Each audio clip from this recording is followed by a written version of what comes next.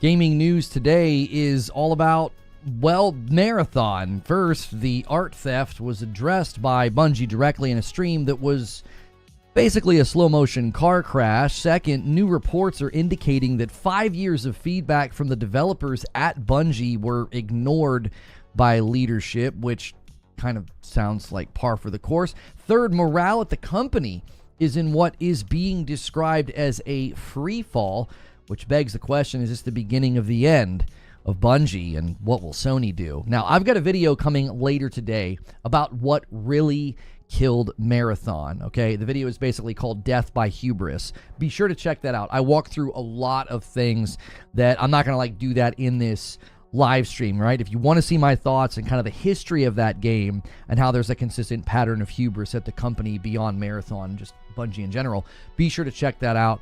That would mean a lot to me. And a great way to support what I do here is to become a member, either on Twitch or on YouTube. You can become a member plus on YouTube. That gets you into all my extra content. And then on Twitch, if you become a sub, you never see ads on the Twitch channel. That's how I do this full time. So if you like this kind of content and you want to support it directly because you listen every day, be sure to do that. If you can't, make sure you're here as often as you can. You might get it gifted. And on YouTube, be sure to hit that like button right now. It does help us out. So let's just kind of get into the first part of this. Well, in case you missed it, the art theft situation with Bungie boiled over into something that they could not just address with a tweet. They decided to go forward with their AMA stream, and it was probably the most secondhand embarrassment I have ever experienced in my life. The production quality was all over the place, from audio desync to echoes to people using microphones. It sounded like they were using an Xbox 360 headset. And then there was their attempt to speak to the art theft. And it was nothing more than some PR legally approved nonsense, minimizing the situation to just an oversight. That's fundamentally what they apologize for, an oversight, and it was just a decal sheet. It was the exact opposite of accountability, given the scope of how much the stolen assets influenced the entire art direction and the entire vibe of the game, and their commitment to quote-unquote scrub it all from the game is going to take significant effort. At this point, I fully expect the game to get delayed and then just canceled. Maybe we even see PlayStation step in and take over the company entirely. So what do you think about what happened? Did you watch the stream? Do you agree with me? People are claiming it was accountability. People are defending Bungie, which I find to be shocking. So be sure to let me know in the comments below, or you can come discuss it in a live stream. But that's not the only thing that was happening with Marathon, okay? Just when you thought things couldn't get any worse for Marathon, it has. In the wake of the art theft, the response, and the embarrassing live stream, now there's new reports coming out about the game.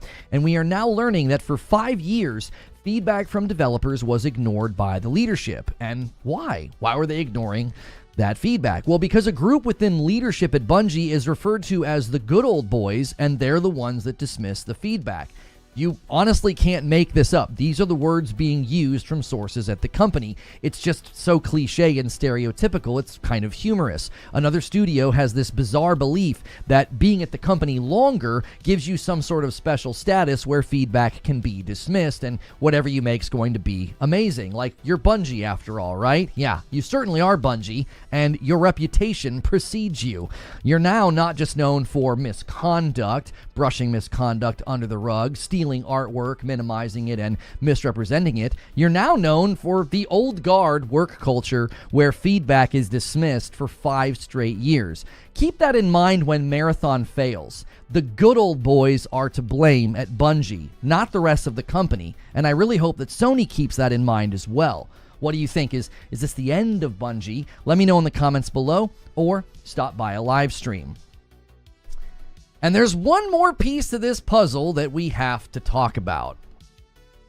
The trend in gaming news right now very much centers around Bungie. As Marathon stands on incredibly shaky ground, more reports continue to come out from sources at the company. We've already heard that the leadership basically ignored feedback on Marathon for 5 years, but now we are hearing that morale is in a total freefall, and many are concerned about what happens to Bungie if Marathon fails. As it stands right now, Marathon doesn't have a very strong life expectancy from where I sit, and it leads to the biggest question that has been circling the a studio for a while now. Are we headed to a PlayStation takeover? It all started with the big decline in demand for Destiny 2, which then led to layoffs and projects being canceled or completely absorbed by SIE. So it isn't hard to think that we could see that extend to more than just the teams and the projects, especially after the problems with Marathon continue to stack up. A disgraced director fired, ignoring feedback for 5 years, showcasing an alpha that got poor response, now art theft and a disastrous and embarrassing live stream. If there was ever a time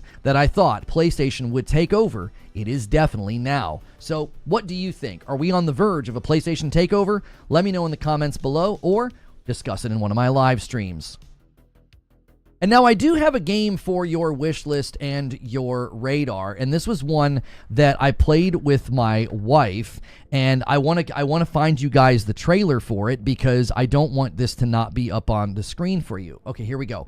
This one is called Vinebound, Tangled Together, and it is inspired by, Vampire Survivors and games like that, and it's a co-op game where you don't have to play co-op, but you can play. It's the most fun co-op, I think, and it can only bring the rage and the potential relationship strife that a game like Overcooked can. This is one where you are tethered together, and the further apart you get, the slower you move. It'll snap you back together. If you get too close together, it'll bounce you away, and you are constantly trying to stay alive and pick up new weapons and upgrades and things like that. I will give you a tip. Choose the pumpkin bombs. They're fantastic. My wife and I played this for a couple hours the other night, and we actually had a lot of fun with it. So this one is like $5. It's basically on every platform. It's on Switch, Xbox, PlayStation, and Steam. If you're looking for a fun little knockaround game for a couple of evenings for $5, you can't go wrong with Vinebound. I was just looking for co-op games, and we found this one. So that is my game for your wish list and your radar. And so that's the news. And now it is time for the discussion, and I've already got some people to thank. People just can't help themselves during that show open. They love to renew and gift members, especially this guy. He's known for it. DK Bager, Han shot first, and so did you, and you are going to kick us off, and you're going to get YouTube kind of back in the fight here. It is now 27 and then 28 members. You're gifted in the renewal. Now we're at 6 over here. Remember, the new rule is whoever hits it gets it. So Twitch already helped us hit the 25. They've already gotten their 5 gifteds. So YouTube, whoever gets us to 50, like when whoever lands it on 50 is who gets the gifted members. Now, we had a lot of fun with that last week. And those of you that are watching on YouTube, do me a favor and smack the like button. MickD09 with 40 months and a VIP says, smash the like button. And then Grubby with 15 months on YouTube. Also, MickD09 and Grubby renewing on YouTube. Thank you guys so much. Taking the count to 30. That's not a bad setup. We are exactly a 20 bomb away from the 50 milestone. So somebody could steal it right now. So thank you so much. And Milk Dud is going to bump it one more time and get it to 31. I appreciate that. And then another one's going to come in from Rissick, 44 months and a VIP. Thank you so much, Rissick. Little contest between the two platforms. It was a blast on Friday. If you guys missed that, you guys made Madam play Doom, and then I had to play blindfolded. So make sure and check out that hilarious stream with her. And then another renewal coming in from Jaggy Snake on YouTube. Thank you so much. Marathon should be renamed to Snickers. I'm not sure I understand the joke, but you can inform me very quickly. My screen got all messed up here. There we go. You're welcome. I suggest that, y'all. Wait, what? Did you suggest the Vinebound game? I don't remember you suggesting that. I literally just Googled, like, YouTube videos or something on it. So, Milk Dud is going to do a little bit of a double dip. He says, small double bomb. Thank you so much, Milk Dud. And he's sharing the love with Twitch as well. And that bumps the line there. Guys, don't forget that when you are paying for Amazon Prime, you can use that Twitch Prime every month on Twitch. You actually have to do it manually every month, so don't forget that either. Coffee. Let me get the coffee in frame. There we go. And then I gotta I keep forgetting. I keep closing the door to the office. Give me 1 second.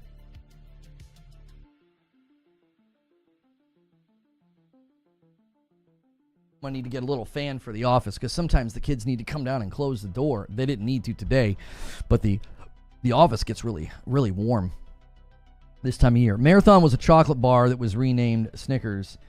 I thought you had in the U.S. Oh, it's a literal joke about an actual candy bar. Yeah, I don't remember that or know about that. So there's a lot to discuss here, obviously, and I've got a video coming later today about this topic in particular. For me, I think the most damning thing, and this is really what sort of drove the POV of my video coming later today, is that Marathon was killed by hubris. So again, make sure and check that out if you're watching this past broadcast. Always make sure and take the time to watch those uploads. That's one of the primary ways that we grow on YouTube. Live streams are not the primary offering on YouTube, and we know that. So we're doing both. And when you support both, it means a lot. So be sure to check out that video later. But one of the major aspects of this that sort of put the spark in my mind was we're hearing this term again, right? The good old boys. For me, I remember when I first heard it, it was the old uniforms. And then it was the old guard. I remember when Mylan ran into his issues, he talked about that, and now we're hearing that presence is still alive and well at the company. And they basically just said, yeah, we're going to ignore feedback. For 5 years, they ignored feedback. People were basically at the company saying, this isn't going to work. You're going to need some kind of a PvE aspect in the game. Thank you, Twilight, for using your Prime sub on me over here on Twitch. Very much so. Twitch winning the contest for now on between the two platforms. And TaylorMade's going to bump the line. 3 years, big love. Appreciate you, TaylorMade. 36 months. Man, how coincidental, too. You got 36 months, and you just made the total hit 36. Thank you, sir. That is a long, long time, man. It's a long time to support me.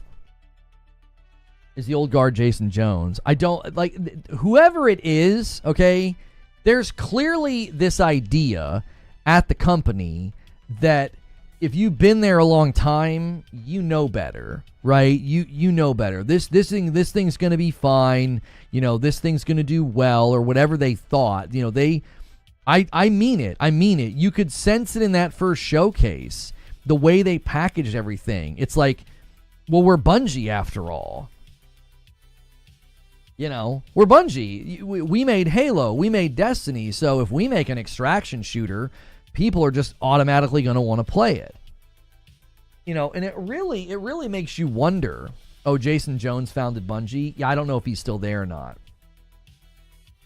It really makes you wonder about the Marathon showcase and the streamers and, all the very canned positivity about the game. It's like, I don't know. It like the art theft makes me suspicious of everything now. It's like, I don't know, man. I feel like you guys knew that this wasn't going to work, and you were doing everything you could to dress it up, and make it seem like they had something. The 3-year-old gamer, thank you for 12 months of memberships. If you are paying for your own membership on YouTube, you want to make sure and bump up to Member Plus. I can't count you in the total on a Member Lite because that could be a gifted, and that would be like a double dip. Yo, thank you, Mikey Bot, for renewing your membership over here on Twitch.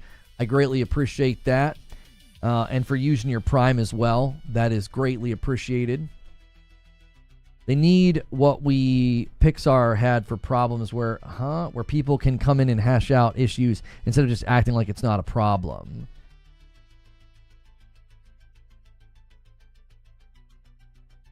Yeah, I mean, even Paul Tassi of Forbes, who is usually very much in Bungie's corner, has written 1,600 words on "It's over" for Marathon. Yeah. What happened to Luke? So Luke Smith and Mark Noseworthy, they left the company once what they were working on got canceled. They were working on another project that got canceled, and they basically left after that. Yo, Grubby with 2 months. Thank you so much. I mean, that's all we know. We didn't find out about, Barrett's firing and what he was actually fired for until way, way later. I think by now, if Luke Smith and Noseworthy were quote-unquote fired for something, we would have found out. I think they just straight up left. I think they were like, well, this is what we were going to work on. If the direction of the company is... You got to think, too, they could have stuck it out and got that final amortized payment. So you've really got to wonder what would have driven them to leave like that. You know what I'm saying? you're talking about a pretty good chunk of change that they basically just walked away from, which makes me wonder if they actually were fired. Maybe not fired. Maybe they were told your services are no longer needed. We're not going in that direction and you make too much money. I don't know. I feel like you'd need cause to let somebody at that level go. Or they acknowledge that launching a new live service is a dangerous endeavor and failure could mean disaster for them. The kind of pressure is what I saw in the Marathon showcase. It didn't feel like pressure to me. It felt like they knew they didn't have anything. Yo, it's good, gamer boy. I want you to think about that. Yo, it's good, Insanity. They knew they were coming. They knew they were coming to market with an alpha, brother. They did a showcase for an alpha. Like, can you imagine? Remember when we got the Starfield Direct? Remember when we got that? Now, Starfield obviously launched at 30 FPS, and it launched with loading screens and all this, and it feels very dated. But they didn't do a Direct with an alpha. That product was very much, complete. Right? We could argue it wasn't feature complete because it had things in it that felt very much like behind the times. But I don't think I've ever seen a company do that. I don't think I've ever seen a company get everybody's attention and do a showcase with an alpha. The game is supposed to come out this year. So you have to think Bungie had that in their mind when they sat down to do the Marathon showcase. That's why it felt the way that it felt. They were skittish. They were nervous. There was this they did not seem to be on their A game. I remember after we were watching it, I said it. Creature said something very similar. It's like, that wasn't Bungie. That's not the Bungie that I'm used to. They didn't come out with this swagger and this confidence. They walked out and they felt very much like, we hope you guys like this. It was just, I don't know. There was a nervousness there. Were people saying that they wanted early access to these games to tell them what's wrong and how to fix it? Yeah, that's an entirely different context, though, Corey. If they would have launched this game into early access last year, under the banner of, hey, we want your feedback, we want to hear what you have to say, one of two things could have happened, Corey. They could have spent the last year making lots of good changes and improving the game, or coming to the conclusion that it's not going to work, saving them money and saving players the headache. They didn't walk out with something in early access. They walked out with a showcase and a release date, and they showed an alpha. Those are not the same, my friend. I fully support early access. I do. For live service games, I think it's your best bet. I do. I think if you want to have success in the live service environment, I think you come out and say, hey, we're gonna put this into early access. We need your assistance with this. Bungie's too proud to do that. Yeah, probably, Hex. They should be like, we know how to fix that. You're gonna love how we address this. I mean, their live stream was nothing but we're talking.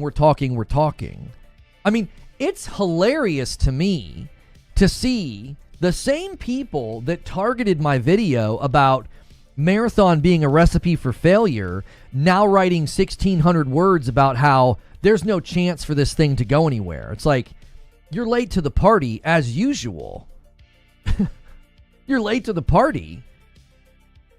I come on. Like, I got so many people that were so angry about my video, and I'm like, I don't know how I'm the only person that sees this. It seems blatantly obvious. It was like, this isn't going to work. A paid-for extraction shooter from a studio known for, PvE live service the last 10 years, a studio known for not having the best PvP. Okay.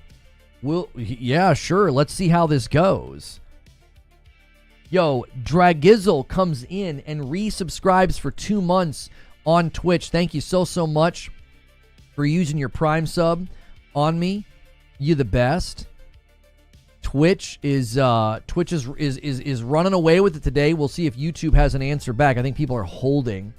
Remember, the new contest is whoever hits it gets it. So when this hits 50, whoever makes this hits 50, they get the 5 bomb.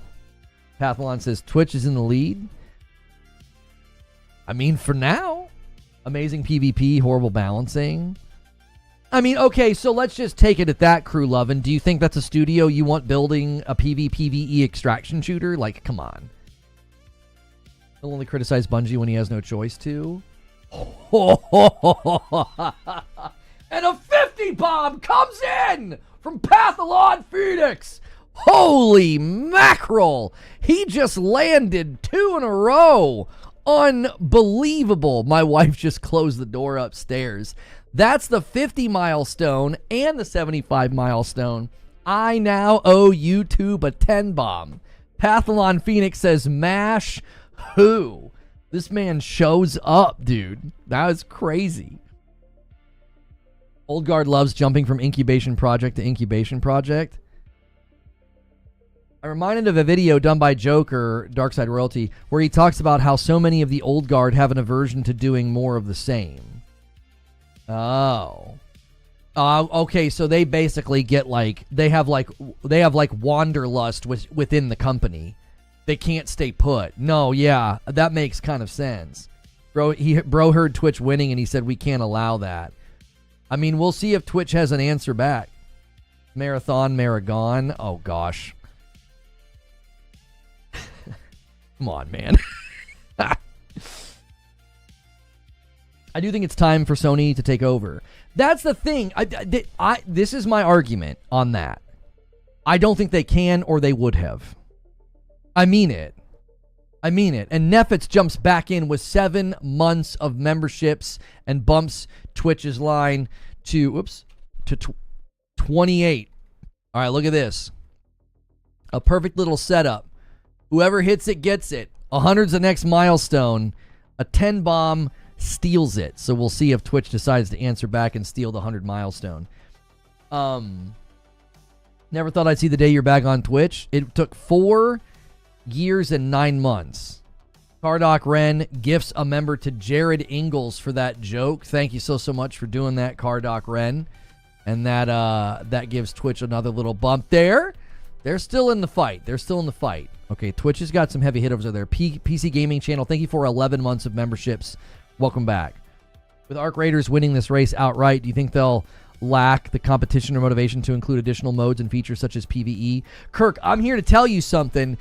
If you're working on Arc Raiders and you hear that for 5 years, developers at Bungie said, this isn't going to work, you're going to have to add PvE, and you hear there's a lot of people who played Arc Raiders that said, hey, I'd really get down with this if there was some PvE. I don't know. I feel like my video is going to age really, really well with Arc Raiders, where I said, I think the game needs PvE. Bungie has been working on Destiny for how long, and they're literally internally saying, like, listen, you've got to add PvE to this. I think that's a pretty loud testimony. Thank you so much for a member plus, Ace Tech. Thank you very much, and that bumps the line to 92. Thank you so much, sir. I don't know. I feel like that has weight, Kirk. In my mind, that has weight. You see one of the leaders of live service internally saying for half a decade, we should be adding PvE to this game. Harry Cabals, I love that name. When have you ever heard of an elitist mindset listening to the people and the players? It's over for Marathon, game over. And an entire year from the God of Oryx. Thank you for a whole year of subs on Twitch, taking us to 93. And bumping Twitch's total to 30. Twitch, you're still in the fight. And anyways, you can secure the gifteds by hitting the milestones. All right? You're unbanned. Yeah, I got unbanned. I was emailing Dan Clancy. The moderation team was going to do it, and then they changed their mind. And then he looked into it, and he took care of it. He welcomed me back to the platform. So, been nothing but appreciative of him willing to do that, for somebody to finally look into it and see that, like, yeah, let's give this guy his channel back. That was very kind of him to do that. PvE is not that hard to accomplish these days. I'm no expert, nor do I have the game dev, but it can't be that hard. Well, I'll tell you why companies are averse to PvE. And I'll tell you why. Yo, Pilks UK bumps the line by 1 using their Prime sub on me. Thank you guys so much. Every time you do that, don't forget you got to do that manually every month with your Prime, with your Twitch Prime, your Amazon Prime. The reason that companies like PvP is because they know it takes less bandwidth. It wouldn't surprise me at all if internally Bungie's higher ups weren't just dismissive of the feedback, they were dismissive of the notion. They were like, we don't want to do that. It's been hard enough to try to make PvE content for Destiny all these years. The last thing we want to do is sign up to do that again in another game. Like, that level of bandwidth, that level of content and work, they're not going to want to do it. And it wouldn't surprise me if that was one of the driving forces behind them rejecting that feedback and saying, no, we're not doing it. If I have the choice to tune in on YouTube or Twitch, I'll use Twitch. YouTube always gave me issues because I had a brand account. You guys can watch wherever you want. There are advantages to both. On Twitch, if you become a sub, you never see an ad. On YouTube, there are advantages with the ability to play back. You can rewind, higher resolution, higher quality. So there's advantages to both. Yo, what's good, Feed? I see you in the chat. It's a sprint, not a marathon to the door.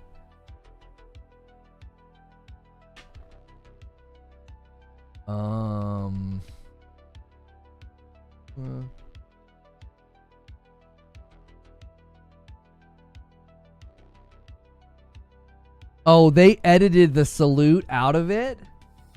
Did you try? Did you try on Twitch, Creature? I don't think they edited it out of the Hang on. He wanted to use it. Hang on. It might be in the VOD on Twitch.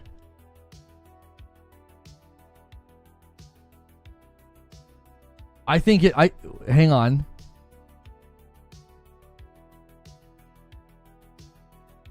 Oh yeah, they did. No, it's still there. It's on Twitch. Here, I'll get you the video. There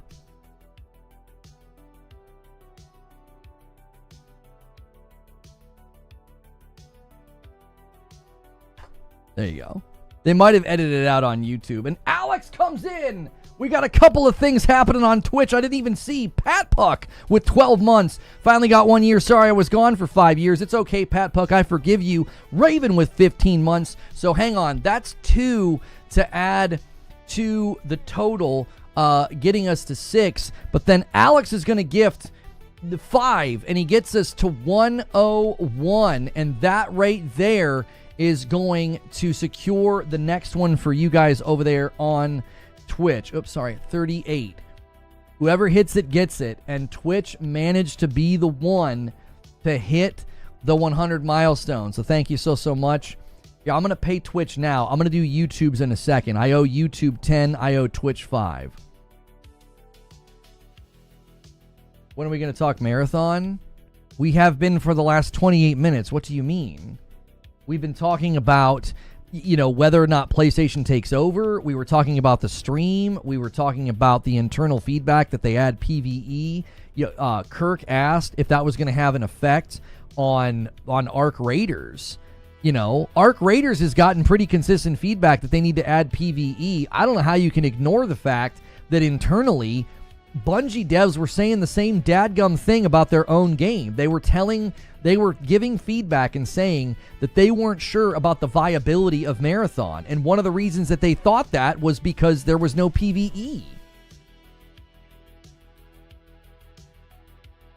That question could have come from me after half a day of lurking. What's good, Lightly? When are we going to talk about Halo, says Hilly? Yeah, I'm all paid up. I paid the 10 that I owe YouTube, and I paid the 5 that I owe Twitch. What's Marathon?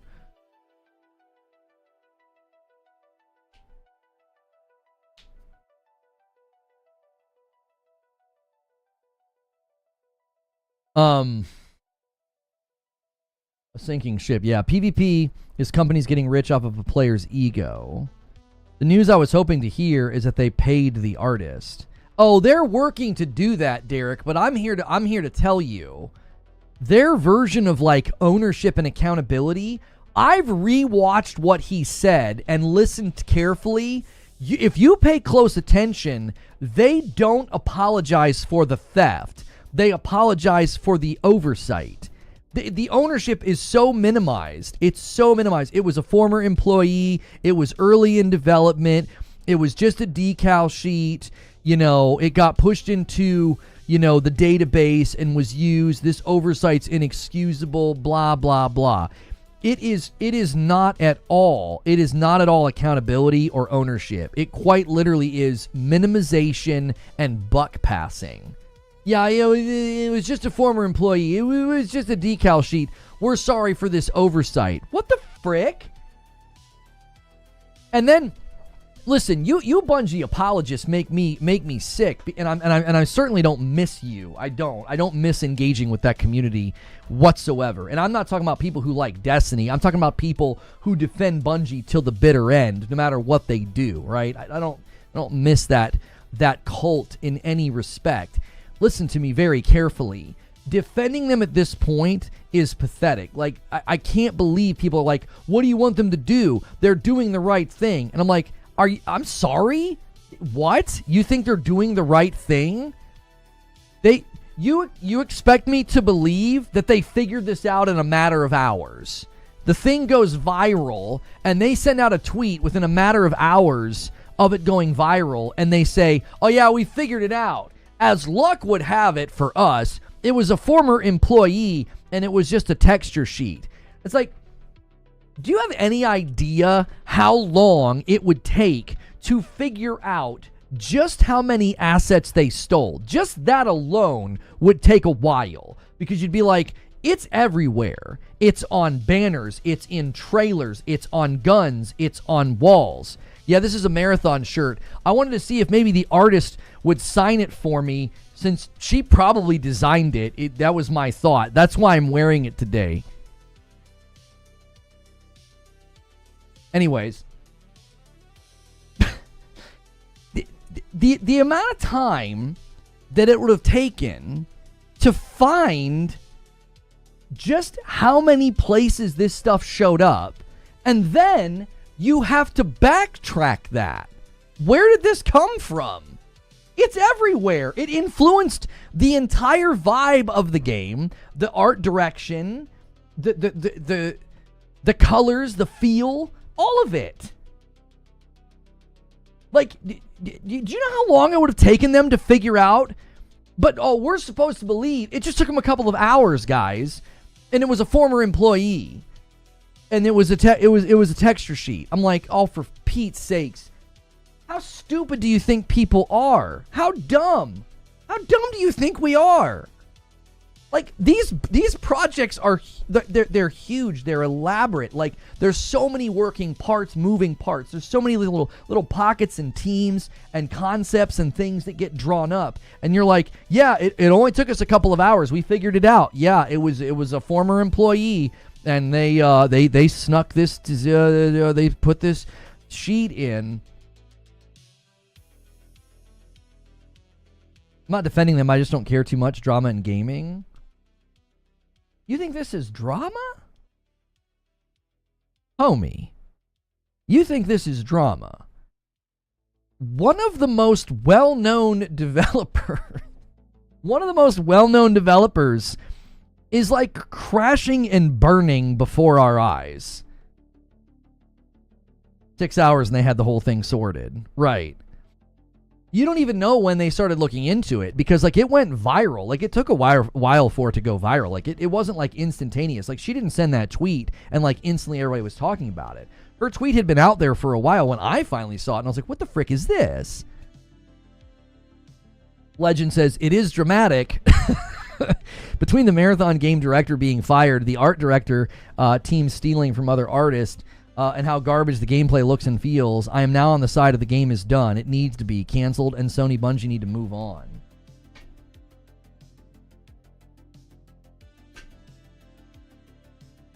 according to Destin, a lot of the past artists that have been stolen from still haven't been compensated. I mean, the best way to get compensated at Bungie is to basically be a victim of misconduct, and then they pay you for your silence.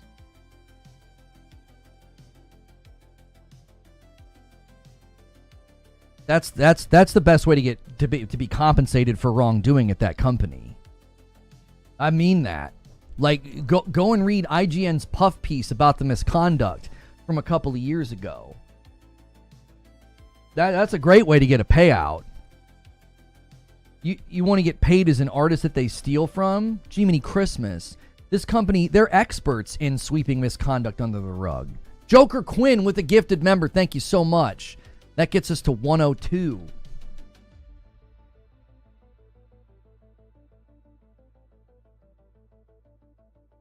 If they did fire the guy, they probably knew he stole assets and figured we can just keep the art. The artist won't catch it or speak up. They were wrong. Oh, Aaron, I don't think that's what happened at all. No.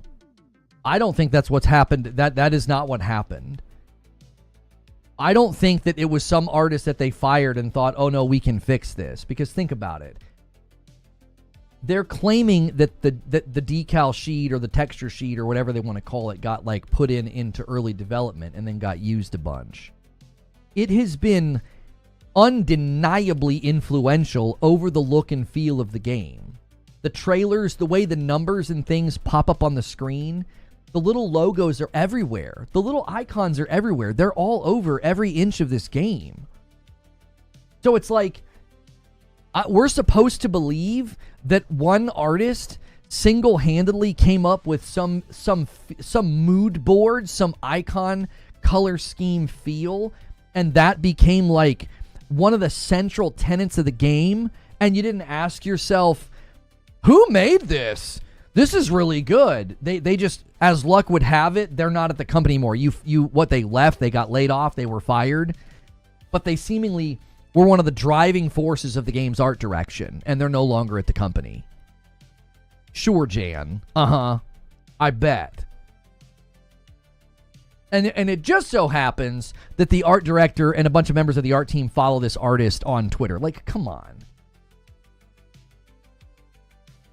Why does everyone feel like the game is irredeemable? Maybe not in 4 months, but it feels like we got a lot of upset Destiny fans who want to see Bungie suffer. Tenru, I want you to listen very carefully to what I'm about to say. There is one person on planet Earth who probably has a right to the strongest motivation, a deep-seated, burning fire of want to see Bungie, quote-unquote, suffer. And even I have not sat here and, like, cheered for the game to be a failure. I've just looked at it and said, this doesn't have a shot. I'm also the guy who has said time and time again, these are the guys you would go to about live service. These are the guys that would know how to handle live service. I've had people mystified at the fact that I've defended Bungie the last couple of years. They're like, why would you defend this company? And I'm like, because I'm more committed to facts than emotion. And the facts are the facts. They pulled off for 10 years what everybody else is trying to pull off. They had a successful live service game for a decade. That gives them a keen insight into what it takes to make it with a live service game. They shattered the illusion at Naughty Dog that Naughty Dog thought they could pull it off. So you want to talk about people who want to see Bungie suffer? Homie, I would be the first in line, and I've not once tried to make it about that. I've just looked at this and called it what it was from the beginning. This is a project destined for failure. And their showcase was all I needed to see. I was like, they don't have anything. They have nothing here. I've not touched Destiny for 4 years, my friend. I'm not sitting here like, I really want a Destiny 3, and I'm mad about Marathon.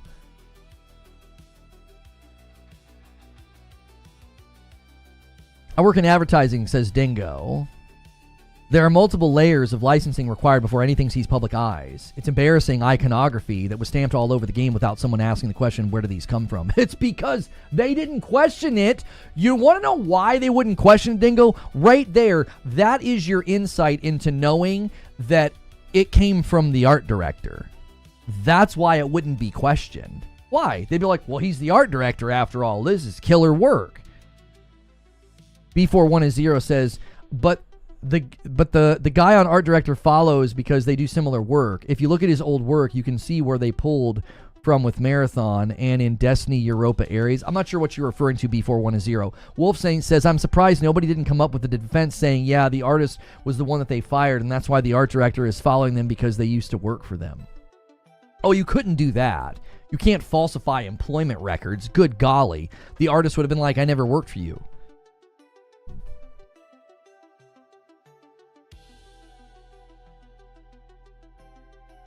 Bungie needs to delay Marathon for at least a year. Let the negative PR die down. Homie, I'm telling you, there's no way this game sees the light of day. As an outsider, it's odd to hear Bungie and Marathon and not have it be generally good news. Am I making a bigger deal of Marathon in my head than it really is? Oh no, Derek, here's the thing. There were big-time Marathon fans that were really disappointed in this, because they basically have said it's just Marathon in game in name only. They were very excited about the prospect of like Bungie pulling an old IP out of the hat and doing something really cool with it. And they were very disappointed in what they got. English Oatcake with 38 months, and he bumps the line to 39 for Twitch in the little contest and gets us to 103.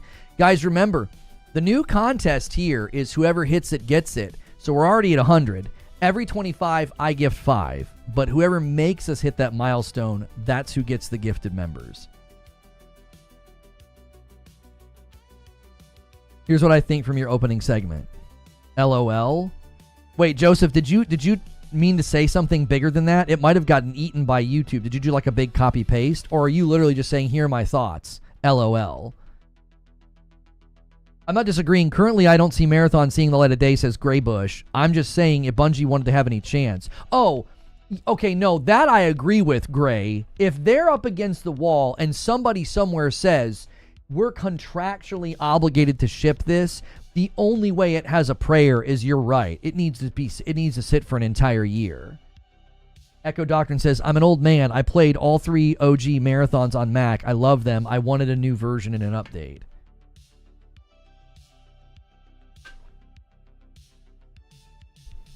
Arc Raiders took 6 years and looks AAA. Marathon took 6 years and it looks like it was made for maybe 2. The work on Marathon is very lazy. There's no passion. Yeah, Harry, I said that for so many days in the wake of the showcase. I said there's no passion. It feels so hollow. It feels so derivative.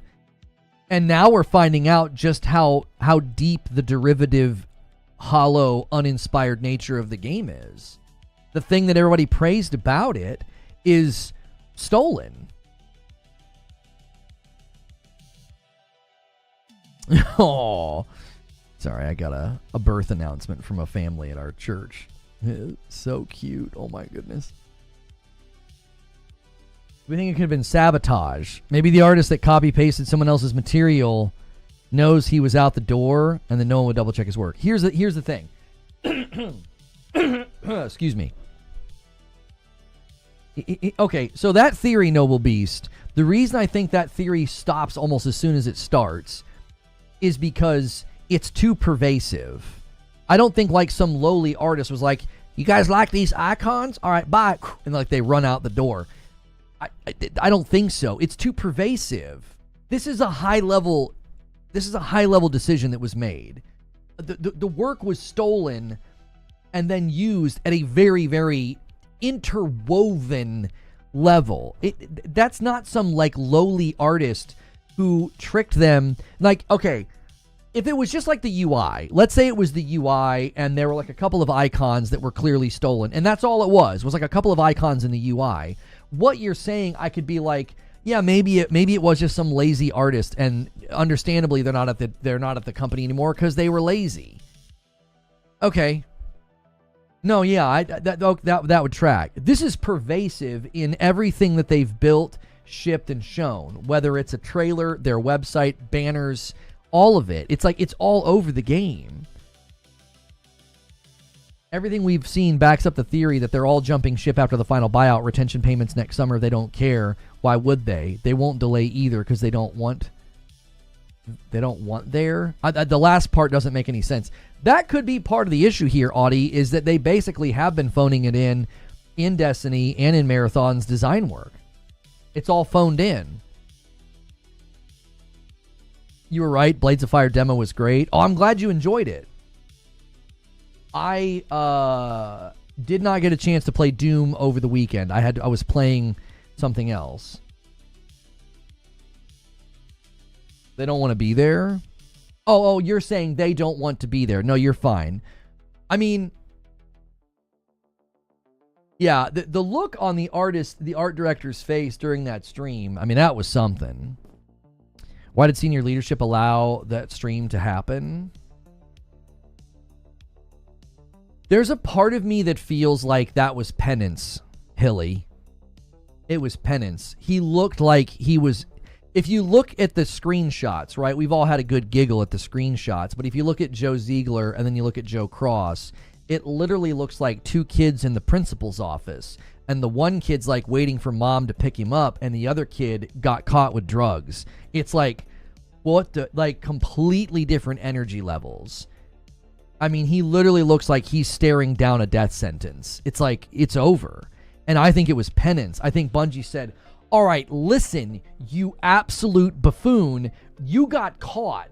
This is embarrassing. You get to sit on stream and you get to read the paper. That's what your penance is. And yeah, the only grace you're getting is that we don't make you admit what really happened. Like, I could see a sweet level employee eviscerating this guy. Like, are you kidding me? We're 12 months away from final payout and getting a walk, and this is what you're doing? You're just stealing artwork, you idiot? Like, I could see him getting shredded by a C-suite employee and being like, all right, buddy, you get to sit on stream and read an apology. That's what it feels like to me. His look, his face, his demeanor, that guy got shredded. He got read the riot act and told, you're going to sit in a dadgum chair on a stream and you're going to read a piece of paper. And it's been proved by legal, it's been approved by HR so that you don't get blamed and that we're not legally liable. What do they apologize for? They didn't apologize for theft. They apologized for oversight, a lack of oversight. No, they called it an oversight. Yeah. That's what it was to me. It was penance. He's losing his 2025 bonus. Yeah, I mean, if he makes it to Christmas, I'll be shocked. I bet you he's not even at the office today. I mean it. They're going to give him the old Chris Barrett quiet exit. We didn't know that Barrett had been fired for like 9 months. I think Cross is right now sleeping at home. I think it's over for him. I think they let him go. I mean, they may have gave him a stay of execution and said, you can stay and help us remove all the assets. But even then, if this thing ships, I'll be shocked out of my dadgum chair. I will be shocked. Guys on YouTube, real quick, try to get us to 200 likes, man. Nice, strong turnout on YouTube. Nice, strong turnout on Twitch. What a great start to the week, guys. And don't forget, if you're hanging out on Twitch or YouTube, I've got an upload coming later today. Basically, the video is Marathon Death by Hubris. And I really hope you guys check it out. I put a lot of passion into it. It's been a long time coming. It's been a long time coming for me to get to say what I've always thought about the company, and now we have just tangible, just clear evidence that hubris is what killed Marathon, and hubris could kill the company. Yeah. Death by Hubris. It almost sounds like the title of a song. All done. Bye-bye. Super Googly coming in with a super chat. Thanks for taking one for the team, brother. We thought it wouldn't get busted. Huh? What are you talking about? Oh, thanks for taking one for the team. Him taking one for the team. We thought we wouldn't get caught. Right. The art director at the end of the day is just a patsy the executives are using to save their butts. You gonna make that song? Maybe. I can't stop writing. It's just like every time I sit down and have a moment, like, lyrics just come to me. It's just, yeah. And now I'm going back and like I'm not satisfied with some of my earlier work. I'm like, no. These lyrics aren't as good. This doesn't sound as good. Like I'm literally going back and rewriting stuff because some of the newer stuff just has landed so well that I'm going back and changing things.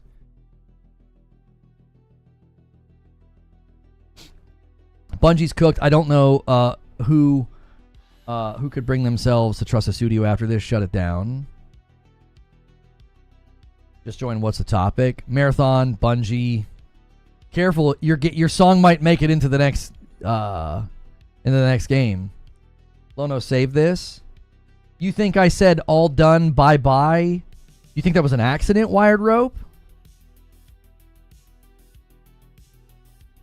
I really like those words. I may have used those words. No, the music's not public yet. I got a lot of work to do before that happens, but we're closer. We're closer every day. We're closer every day. Friday night, people got to hear some samples, and they were very encouraging. People really liked it. I was kind of shocked. I expected it to be a little bit more than it was, but yeah. Sony should shut down Bungie and just move the talent to another studio. It seems like they're already planning that based on LFG or whatever it is. Okay, well, here's the deal. Here's the deal. If that happens, I think they keep the Bungie name. I think they keep the Bungie name.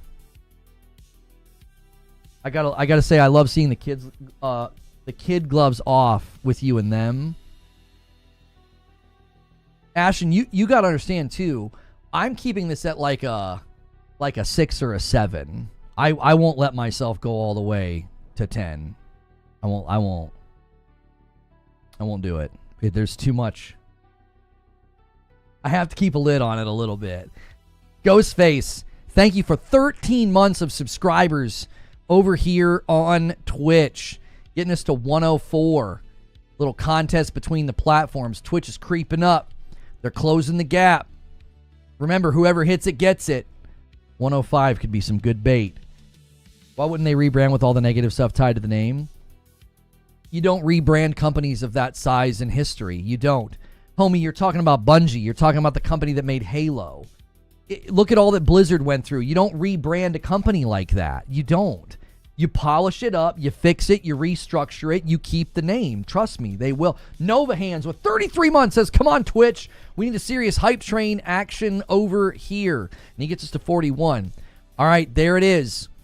There's one of the bigger pieces of bait. And Pathalon Phoenix takes it. This man takes no prisoners. And he drops the 20 bomb as soon as we were 20 away. This man says, no shot, Twitch. You got no shot with Pathalon in the ring. Whoever hits it gets it. And he got you guys to 125. This guy is crazy. YouTube is nuts. 100 bits from Cold Steel. Look, we see why you aren't screaming at Bungie from the rooftops. You are taking the humble road. Good on you. It takes a concerted amount of effort to not make this something completely different and be like very smarmy and gloating. You know, I get my little jabs in here and there. Afford me that after everything. I can make little jokes, but Big Time Killer with 6 months of members.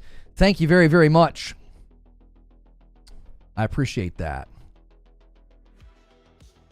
That is the Agent of Chaos, 126.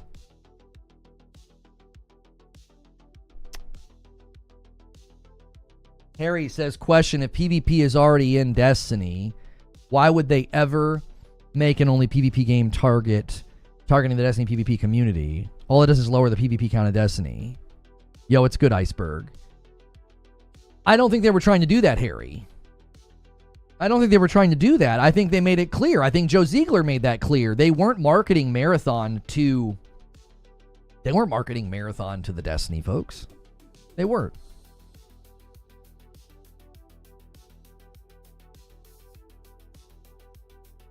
They were marketing Marathon to Extraction fans, which was a really dumb idea because the Extraction fan base is small. PvP? No, they weren't even marketing Marathon to PvP people. They weren't. They were marketing Marathon to Extraction shooter fans. Like, if you go back and watch the one video that, like, Ziegler, talked about, they were like, he was like, this game's not for everyone. He was essentially saying this game is for fans of Extraction shooters. Like, that was their target. But it has raid-light mechanics. Okay. Do you want to know why that's in there? I'll tell you why that's in there, Body Shots. Bungie was just doing what they knew. Bungie clearly doesn't know what they're doing in the Extraction shooter environment. If you listen to the Extraction shooter fans, they will list like 10 things that aren't in a good spot with the game. Just like base level Extraction fans are like, what in the world? Why don't you have this, and this? This is bad, this is poor, this is missing, blah, blah, blah, blah, blah. They just list them, okay? So they clearly are out of their depth in the Extraction shooter environment. So what do they start doing? Well, they do what they know. They're putting in things that they understand. Raid mechanics, PvE, coveted loot, narrow access to aspirational content. That's what they know how to do. That's more in line with their area of expertise. Speaking of which, who told these execs that Extraction shooters were a thing when co-op single play and RPGs have been killing it?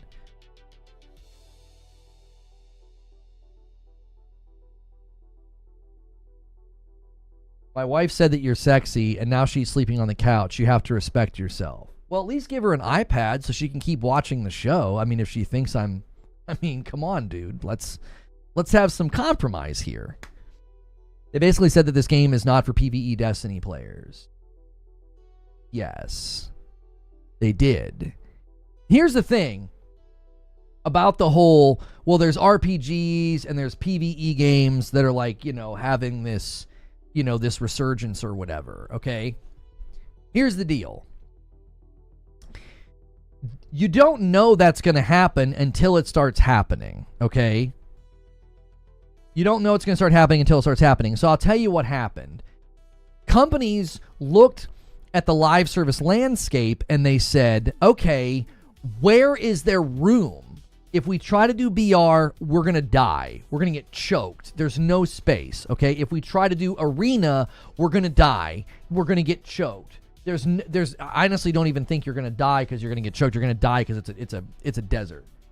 Angry Higgs hits 4 months of memberships over here on Twitch. Thank you so much. And gets Twitch to 43. Listen, Twitch, a really, really strong train, and you can overtake YouTube. I mean, Pathlon's not going to let you do it, but you can try. You can put the effort in. So that's what I think they did, and I think the mistake they made was they misinterpreted vacancy as growth potential. And the vacancy, yes, there was certainly space in the market for Extraction, but they didn't consider the fact that there aren't going to be that many players to even appeal to, right? It would be like right now saying, well, in the realm of PvP live service games, there aren't a lot of turn-based XCOM PvP games. There's not a lot of them. So we should make that. Well, as you hear me describe that, you can probably say to yourself, I don't think a lot of people would play a game like that. You'd probably be correct. So that's the issue is I think that Hunt Showdown and what was the one on package will arrive Wednesday. Okay. What was the one that Frontiers? What was the one on Steam that got killed by cheating? And 3 gifted subs come in from Raven. Oh, Raven. I see what you're doing. Very sneaky. Very sneaky. Raven is trying to tempt. She says you're slacking, Twitch. 130. We're a 20 bomb away from the next milestone of 150. You better hope Pathlon doesn't take it. Yeah, the Cycle Frontier. Thank you.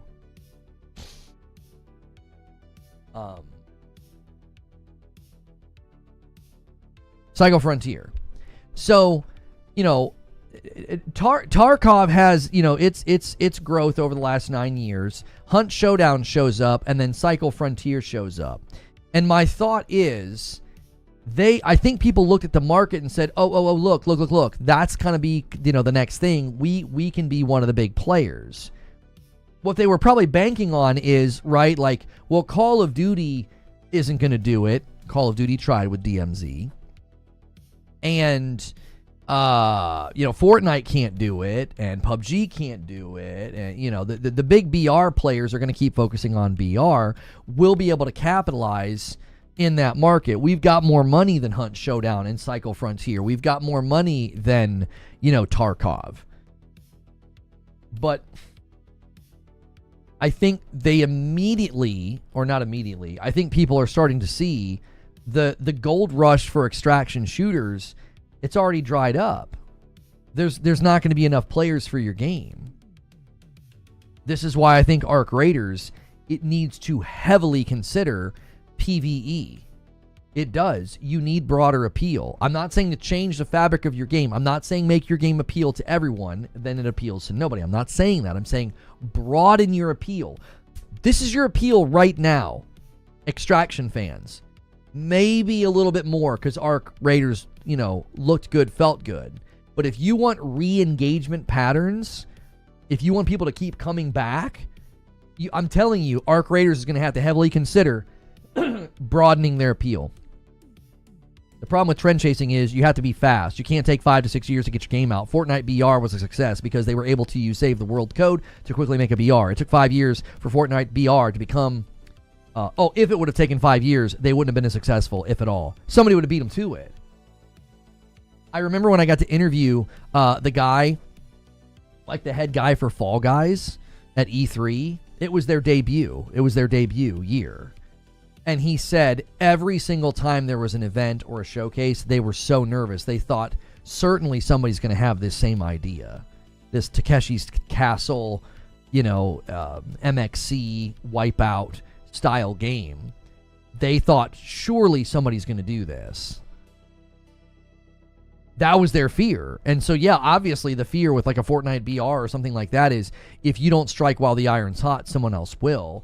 And trying to strike while the iron's hot 4 or 5 years later, well, by then the iron's cooled and people may have moved on. Or other people have struck the gold and you won't get to. The analogy's all over the place because we're talking about striking iron and striking gold. I mean, you get the point, though, that you're either going to be late and, you know, the community and the demand has cooled down, or you're going to be late and someone else got in front of you. Either way, it's a risk. Bungie might have better luck releasing Marathon as a mobile game. No, I don't think so. No, I think something that's punishing like that, and you can like lose your loot, and you know, I just don't think so. I think the type of player that would play on like a mobile device, they're looking for something very straightforward and very, you know, easy.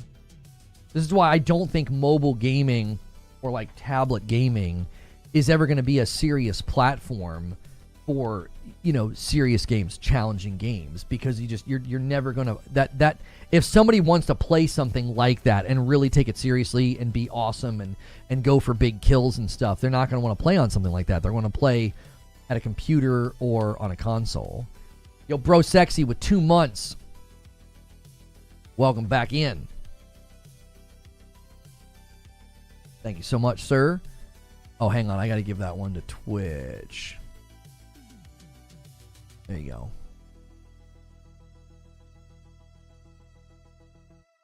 COD Mobile's just been canceled. Lots of players, but no one's spending, so they killed it. Are we sure that's what's going on there, Audie? We anticipated Microsoft shutting down Warzone and then relaunching it in their own storefront. A little double dip. Thank you so much, Bro Sexy. Tiny screen with your thumbs. Even if it's a tiny screen with a controller adapter, they make nice Bluetooth adapters for your cell phone and stuff. Like, even then, I can't see people saying, "Oh yeah, I that's how I want to play this seriously crazy hard game or seriously competitive game."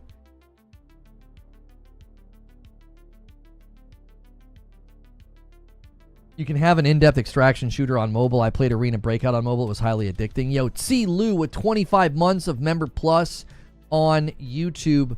Thank you so much. YouTube having a pretty good day over here. Arena Breakout is basically a Tarkov clone. I watched a video yesterday by Nero Cinema. He said Activision are shutting it down in a week or so. Right, but COD Mobile Warzone got shut down, not COD Mobile. This chat knows nothing. Yeah, I always assumed they were going to shut down Warzone and relaunch it in the Microsoft store to bypass sharing the revenue with Apple. They compared the Candy Crush numbers to Call of Duty numbers and were like, COD's out. Yeah, but COD Mobile's still a thing, though, isn't it? Delta Force also dropped on mobile with an extraction mode. Again, I think your biggest dilemma with launching an extraction shooter is going to be re-engagement. How can you get people to re-engage? And then, beyond getting them to re-engage, if you're trying to get them to engage on a mobile device, I just don't know. I don't know if that type of player is going to be compelled. Sneaky Platypus with 2 months of memberships on Twitch. Thank you so much. I appreciate it. Twitch, you're still in the fight. You're still in the fight. I do owe YouTube 5. Because whoever hits the milestone gets the gift. Pod didn't know how to monetize DMZ. They could also downscale like Destiny 2, but we don't know. I don't know. I thought there were already reports coming out that like mobile spending and mobile engagement wasn't as strong. It wasn't as strong as they were hoping. You know? And I, again, have always thought that Microsoft's going to move Call of Duty into their own storefront so that they don't have to revenue share all those microtransactions. No more, you know, there'd be no more Apple scrape. And that's always been my thought.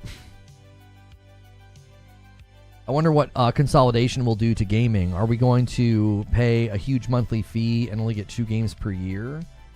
I mean, who's consolidating right now? What are you referring to? I think the only people who will play phone or tablet seriously are people who don't have money to buy a $500 handheld. Yeah, maybe, because you added handheld. My brain was going to console. I thought you were going to say console.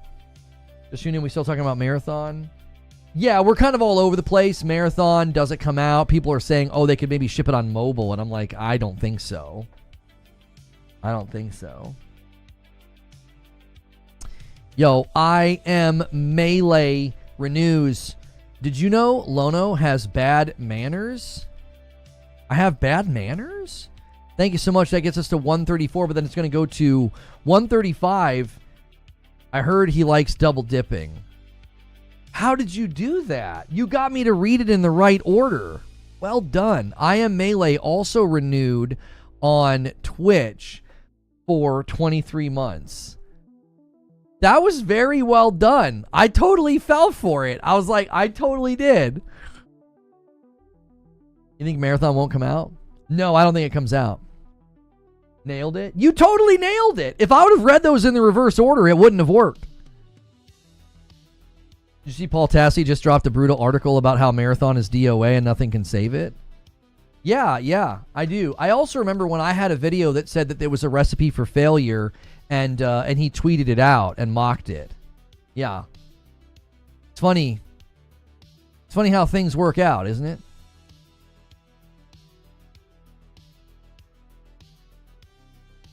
I think Marathon will become the Precinct Fun Indie. Oh, no, hang on. I read 2 comments at the same time. I think Marathon will become free or canceled. And then Seabass, has anyone tried Precinct Fun Indie? Yeah. People in chat were talking about that.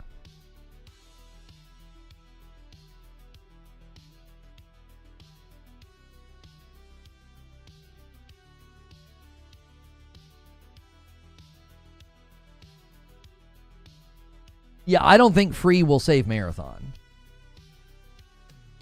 Destiny 2 wasn't free at first. Yeah, but Destiny going free wasn't like some last-ditch effort to save it. Destiny going free was a content structure change where they wanted to give people ease of access into the base game and then try to get them to buy DLC after the fact. I don't think that's a very good, comparison. Destiny isn't free. Well, the base access is free. It was free to start. No, Destiny was not free to start. I think what you're saying it was free to start. I thought you were saying it was free from the start, and I'm like, no, it wasn't. I misread what you said, Wired wrote. Are you going to play Blades of Fire on release? I played the demo, so I don't know if we'll play it on release. I suppose I could play it again for an hour and just kind of walk people through what I like about it and why I think it's such a great game.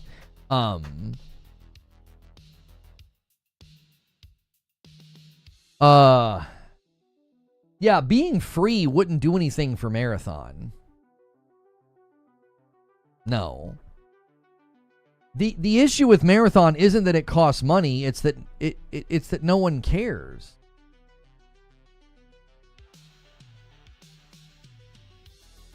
It's that nobody cares. 1,600 words on why Marathons no longer has a chance. It's brutal, but I cannot see a path forward here. This is what people... This is going to be a pretty significant mistake that people are going to make, okay? I don't really care about what he says. This is the mistake that people are going to make, though. They're going to blame this on the art theft, and it's not the art theft. This game down to its core, down to its soul, is nothing. It's a hollow MVP that has nothing behind it. It's you may have remembered. So after the Marathon stream, I said the way they were talking about the game, I don't think Bungie is accustomed to not having an audience. They were talking as if they already had an audience. They're like, yeah, Purple Shield, TTK, base level kit, and base level this and that. And I'm like, what? Nobody knows what you're talking about. They were in lingo mode. They were just speaking the lingo of the game. And I'm sitting here thinking, you should have had, I'm remembering the era of Deej, right? Before Deej was, from what I've heard, he was dismissed. And there's an article about bad behavior at the company, and a lot of people assume that it was him or whatever. There's no way to know, but I've been around the guy enough times to know that it was probably true. He also called me and cussed me out once. And I'm not the only one he's done that to. So, if you remember that era, though, if you remember, the era of Deej, the way that, he would have handled this is he would have come to the stream with big, giant bullet points of what they were doing. Action items. We're changing this, so you will experience this. We're changing this, so you'll experience this. These guys were down into the minutia of the game. Somebody's like, well, what about if somebody solo queues? And they were they started talking about TTK and guns and stuff. And it was like, what? You've not heard that story before? Yeah. Oh, yeah. There were people using the Bungie forums to just spread nonsense about me. And Bungie didn't care that the people were breaking TOS because they didn't like me. So they were letting people break TOS. The Bungie forum moderators were letting it happen. We were literally reporting the forum posts. We're like, these are against TOS. You're not allowed to do this. And so I reached out to a community manager, got ignored. I reached out to another community manager, got ignored. And then he DM'd me and asked me why I was harassing his community managers. This is par for the course for Bungie and their ilk to use the word harassment. They like that word. Seemingly they like doing it at their own company. Hey-o! Anyway, so I'm like, hey, I'm not trying to be a bother, but like your people are using the Bungie forums and they're just breaking TOS. And so he gives me a number to call, and I call him. And I'm like, listen, I'm not asking you to silence people's opinion about me. I don't care about that. If somebody wants to make a blog about me and like share their opinion, like I don't freaking care about that. They're spreading misinformation and they are brigading and encouraging people to go after my sponsors. That's against the terms of service of the website. They're not just saying, I don't like, you know, say no to rage. I don't like Lono, right? And so at some point in the conversation, I was like, listen, I know what you probably think about me. I know what you've probably heard about me. And he like cuts me off. He's like, you don't know an effing thing about me. You don't effing know me. You don't know the effing week I've been through. Like, it was like a tirade. Every other word was like the F-bomb. And that was the week that Activision had publicly expressed dissatisfaction in Forsaken's sales. If you remember this. Do you guys remember this? So they had expressed dissatisfaction with Forsaken's sales. And so I guess it was not great internally at the company that week. And so my timing couldn't have been worse, because I'm like, hey man, these guys are using your forums, and they're like internally feeling like their studio's on fire. They're like, what do we do? Our publisher just basically said they're not satisfied with the sales of our game. I think that was probably the beginning of their internal discussions about breaking from Activision, would be my guess. Because that's probably when they hatched the plan of, we need to dig in with Destiny 2. We can't build Destiny 3. I've spoken to another content creator where he did the exact same thing. He like called him on the phone and like cussed him out because he made a post about something that he didn't like.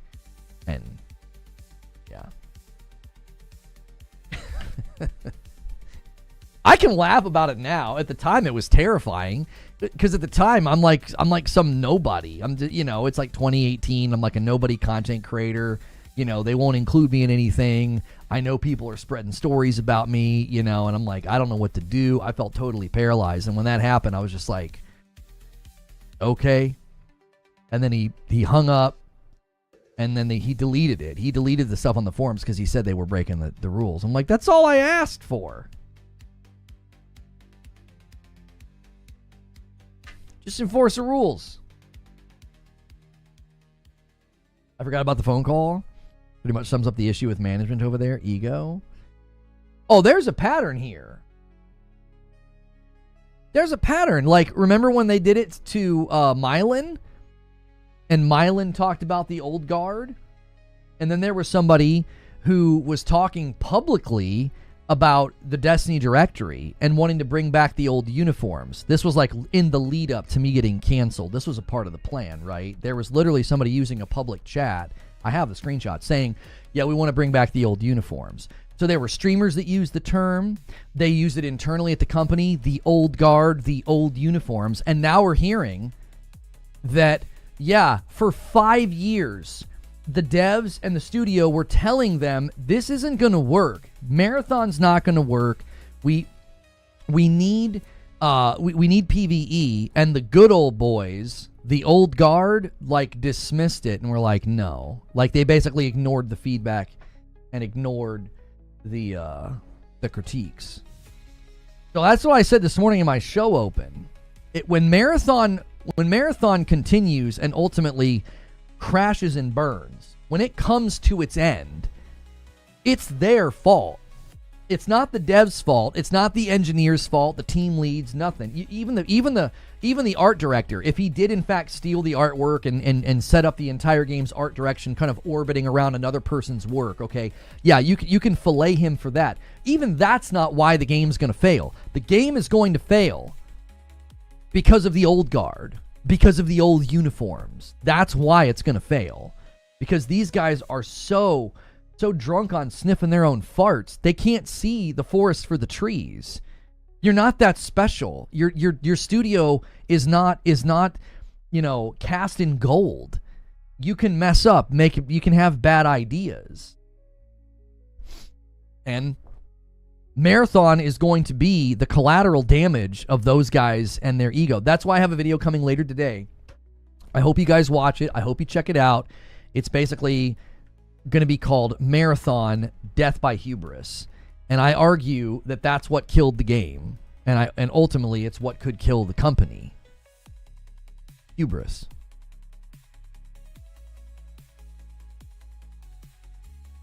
Generic assets and art direction are not one and the same. Oh, we found one. Yeah, we found one. We found one of the apologists. The entire game's art direction wasn't built around one person's style. Yes, it was. Have you seen her work? The style, the vibe, the color schemes, all of it. It's everywhere in everything with Marathon. Every trailer, even the cinematic trailer, has elements of her stuff in it. You work in the industry. Were you a part of the Bungie stream the other day? You work for Bungie. It's everywhere. She didn't come up with it? Uh-huh. Her stuff was scraped. For sure. Scraped. Scraped? Her stuff was copy and pasted into the game to the degree that her name is in the game. Anti-Real's name is in the game. It wasn't scraped. It was copied and pasted.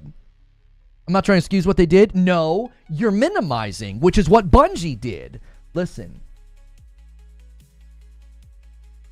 I've been analyzing streamer behavior and public persona dishonesty for years. And I can tell when somebody's guilty. Their instinct is to immediately minimize what they've done. Just immediately minimize. And that's what they did. They just immediately minimized it to, oh, it was a texture sheet. The nuance of stealing assets versus entire art direction has been lost in the discussion. Homie, her assets are pervasive in the marketing, the trailers, the overlays, the color scheme, the vibe. Look at my shirt that I'm wearing. This is wholly influenced by her stuff. You can see it. It's not a small thing. The instinct to minimize is the instinct of the guilty. The instinct to minimize and to mislead, that is the instinct of the guilty. It would be one thing to directly refute and deny. We did not steal. We did not do this. We did do this, right? That would be setting up clear categories of what they did or did not do. But they're minimizing and misleading. We're supposed to believe that in a matter of hours they figured this entire thing out. Get the frick out of here. Do you know how long that would take? To slice up a project of this size. Her stuff is in almost everything I've seen from the game. I can spot one of her little icons blipping up or showing up, or like layout of text, fragments of things popping up. It's in everything they've created. I'm supposed to believe they unwove that spider web in a couple of hours, and they're like, yeah, it was a texture sheet. What?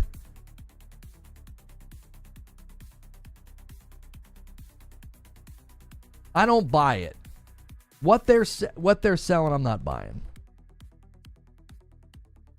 John with 40 months in a VIP. I may be missing something, but it kind of boggles my mind that the old guard were the ones wanting to make an extraction shooter. That just doesn't make any sense. Hooray for the big 40. Thank you, John. I'm sorry it took me a second here to read your resub. Listen, I'll tell you why the old guard thought that this would work. I think they fell prey to, oh, it's an opportunity. There's not a lot of extraction shooters, and we're Bungie. We can strut into the room, and we can be pioneers on this untapped, land of opportunity.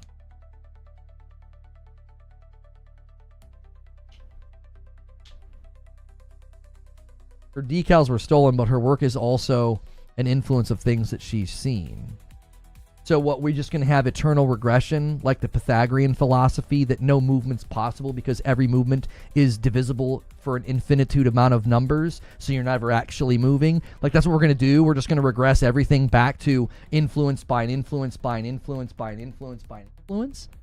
We want to go back to the birth of the universe? Like, of course, everything she's created is at some level influenced by things that she's seen. What are we even talking about? You can't... You can't, if you're going to go all the way back to that, then nothing is original and nothing is new under the sun, all is vanity, all is vapor. Sure, you can have that more fatalistic view of things, but like, her work is her own. Artists are influenced by each other and we take and put it into our own work. We do it all the time. Okay. Deuterino, before blood squirts out my nose, please tell me that's not what you're arguing they did.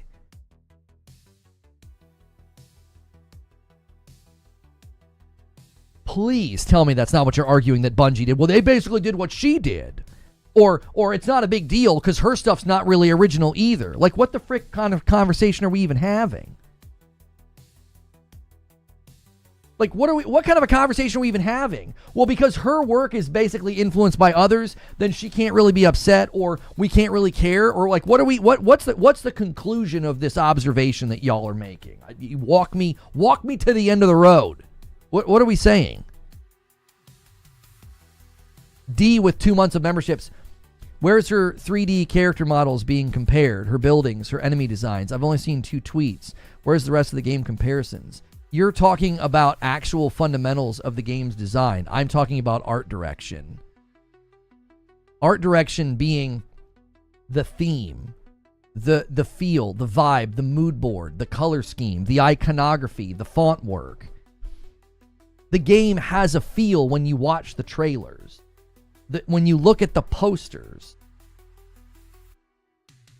When you see what I'm saying? When you look at those things, like, those are the elements of the art direction that her work significantly influenced. The attempt to minimize this by these people who are like gargling Bungie Kool-Aid, like, I'm sorry, I don't have any respect for this argumentation because it's blindfolded. You are blindfolded. Crash Cart with 7 months. Used to subscribe on Twitch. Happened to see you back and thought I'd throw my Prime sub your way. That is so kind of you, Crash Cart. Thank you. You're putting Twitch back on the map in the contest. 50 to 87 versus YouTube today. 138. Oh no, you are master of nuance. But that's kind of you to say. All I'm pointing out is that her work is part of a style train of thought that's been going on for 20 years. Her work was stolen. But to claim the entire direction came from one person is wrong. Okay, hang on, you're shadowboxing. I did not say the entire art direction came from one person. I said the entire art direction is interwoven and largely inspired by her work. Her iconography, her font work, her color schemes, the vibe of her work is the vibe of this game. Like, the game literally looks like her stuff. What I'm trying to do is don't minimize it to a texture sheet. Like, oops-a-daisy, it's a texture sheet, and there's some icons in the game that look like her stuff. No. She's a spark to a flame. She's a spark to a flame. You can't look at her work and everything she built and then look at Marathon, their web pages, their web pages, their trailers, their banners, all of it, and be like, oh, no, it's just a couple of icons. No. I am doing my best to compel you and everybody else to see this was significant. This wasn't some lowly artist who snuck in some textures and they're like, oh, I'm sorry, we used some of her icons. No. She's definitely owed full credit for the look of the game. Thank you, FCat. Like, the art director's following her. What about the whole art team? We're just going to forget them? You mean the art director and the other people on the art team who follow her on Twitter? I'll tell you what they said that they probably don't even realize is absolutely damning. The words early in development. I can see right through the veil when they say that. They absolutely just gave it away and showed their cards. This happened early in development. Yeah, it sure did, because it heavily influenced the art direction of the entire dadgum game. Yeah, that to me is damning. It wasn't like this came in late stage and we really liked it, so we used it in a lot of places. It's like, no, it was folded in early in development. Thanks for admitting that this is basically the spark to the entire game's art direction. We appreciate that. We appreciate that admission. You listen carefully, people always tell you what you need to hear. And when he said that, it's like, so this has been in here, it's been in the water since real early on. Yeah, we can see that. It's everywhere. Her stuff's everywhere. The art director had no idea what direction he was going in, and he couldn't even explain the direction of the art. Do you want to know what else they did in the stream that I've always noticed? People will always do this when they're lying. They overcompensate. It's called preemptive narrative armor. Like saying things like, I'm not really involved anymore. I'm focusing on my family. That's preemptive narrative armor. You're like getting ready for Fallout, right? They did preemptive narrative armor in the stream. The preemptive narrative armor was, he starts going on for like a full minute, and I'm digging in. I'm making fun of him during this sequence, and I keep saying an artist on Twitter. He's mentioning all these different influences that they used for the art. What? No one cares about that right now. Why are you doing that? You just randomly thought you'd sit down in an AMA about the alpha and ongoing, changes and action items that people can look forward to, and you're just sitting here listing like bullet points, all the things that you got your art direction ideas from. You're overcompensating.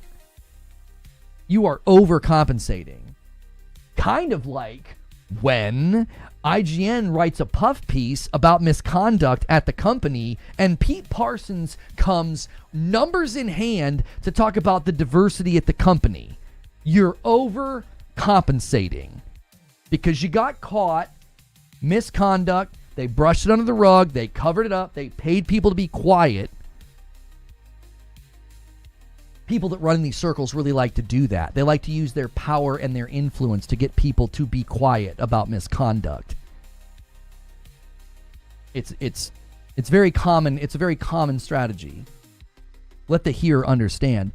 So Pete Parsons did that in the IGN article. You're overcompensating, mate. You guys are over here dealing with misconduct, and you're like, look how diverse our company is. What? That has nothing to do with the discussion.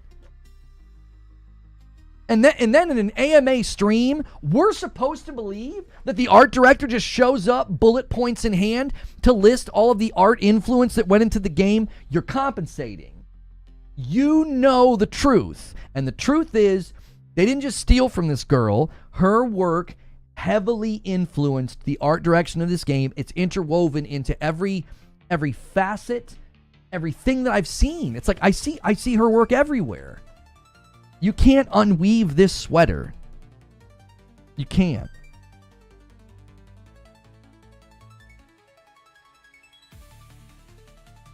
I can't see it any other way. I'm just calling it how I see it. You're free to disagree, by the way. Hang on. Patrick Q. I missed some things here. Patrick Q comes in with the VIP. They didn't steal this last week. It's been fully integrated into the game's identity. Thank you, Patrick Q, for pointing out the obvious. But then I got another one coming in. Jom with 3 months over here on Twitch. We are now a 10 bomb away from the next milestone. Whoever hits it gets it. This is prime real estate for stealing. Don't say that too loud. Bungie might hear. A 10 bomb seals it. And a 10 bomb comes in from Siriu. Madam says, that seems in poor taste. It's just a little shot, mama. Just a little one. YouTube taking no prisoners today. Every time a milestone's been up, they've snagged it. Well, no, Alex snagged one. if they really are going to move her art from the game, then it's definitely going to be delayed. I don't see how you rip all her work out of the game, dude. I don't see how you do it. It's in trailers. It's in the cinematic trailer. There's little flashes of overlays of her icons in the cinematic trailer. What are you going to do? Are you going to compensate her?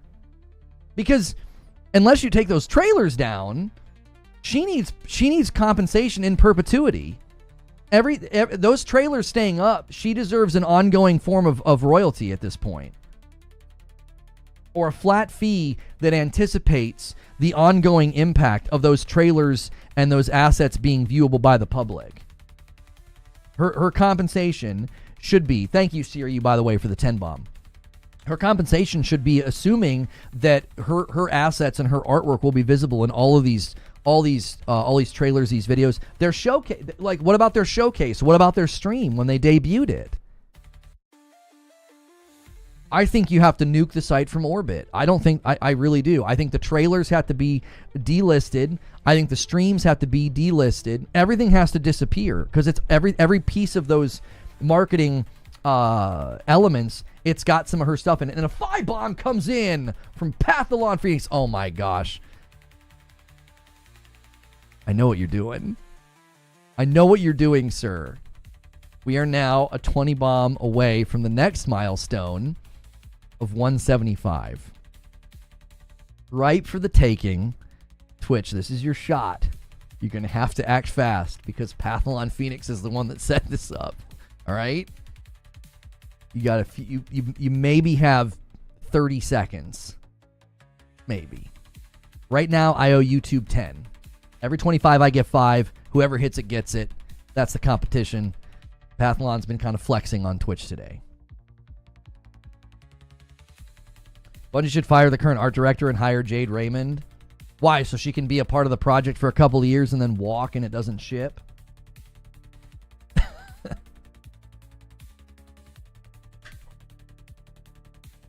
Fair Games is cooked, boys. Ain't no way Fair Games is coming out either. I should have made those videos that are over there. At the top of my dry erase board is Marathon will fail and Fair Games will fail. I should have took those shots. I mean, I kind of did with Marathon Recipe for Failure. But man, I should have made that Fair Games video. Because now it's too late. Now everybody's talking about how it's done. It's cooked.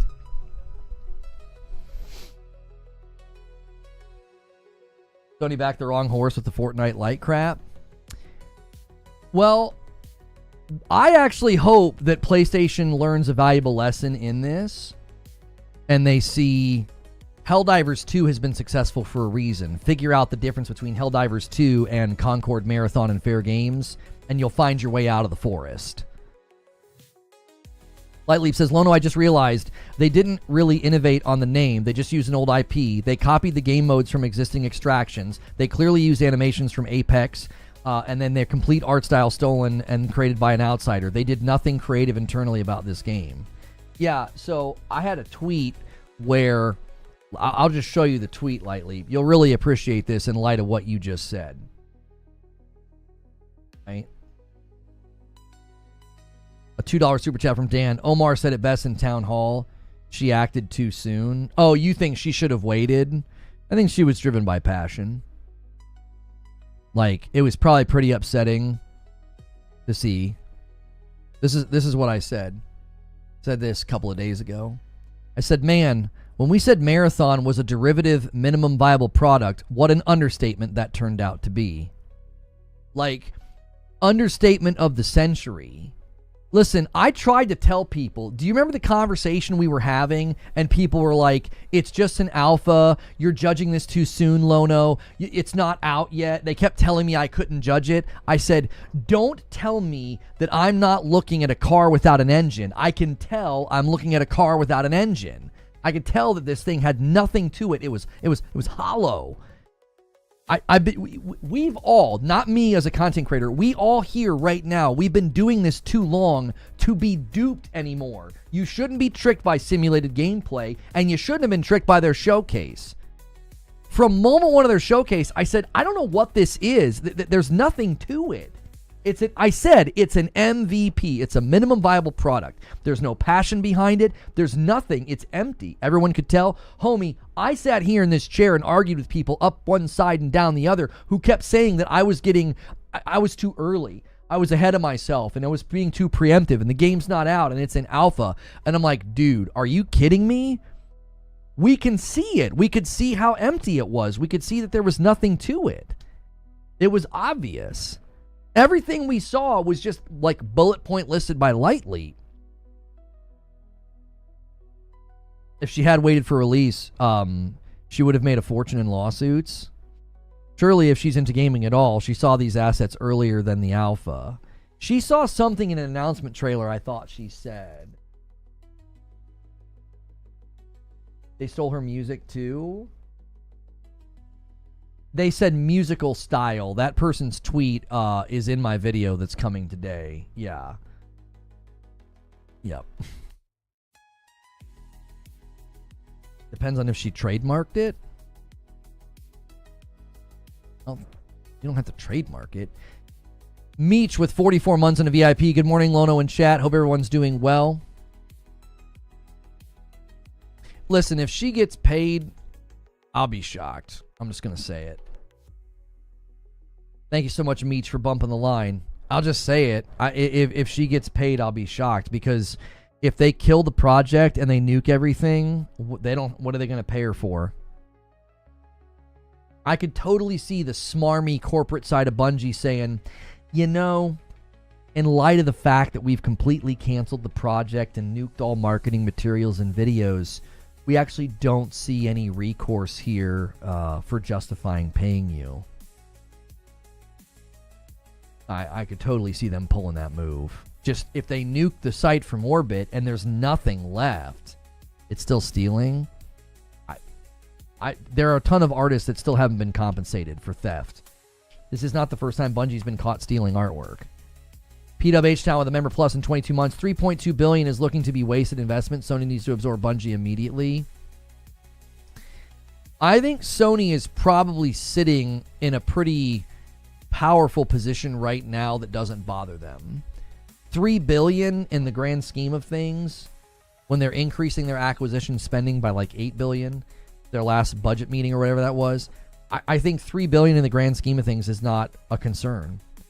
They agreed to $3 billion. There's $1 billion baked into that kept people around. It kept people from leaving.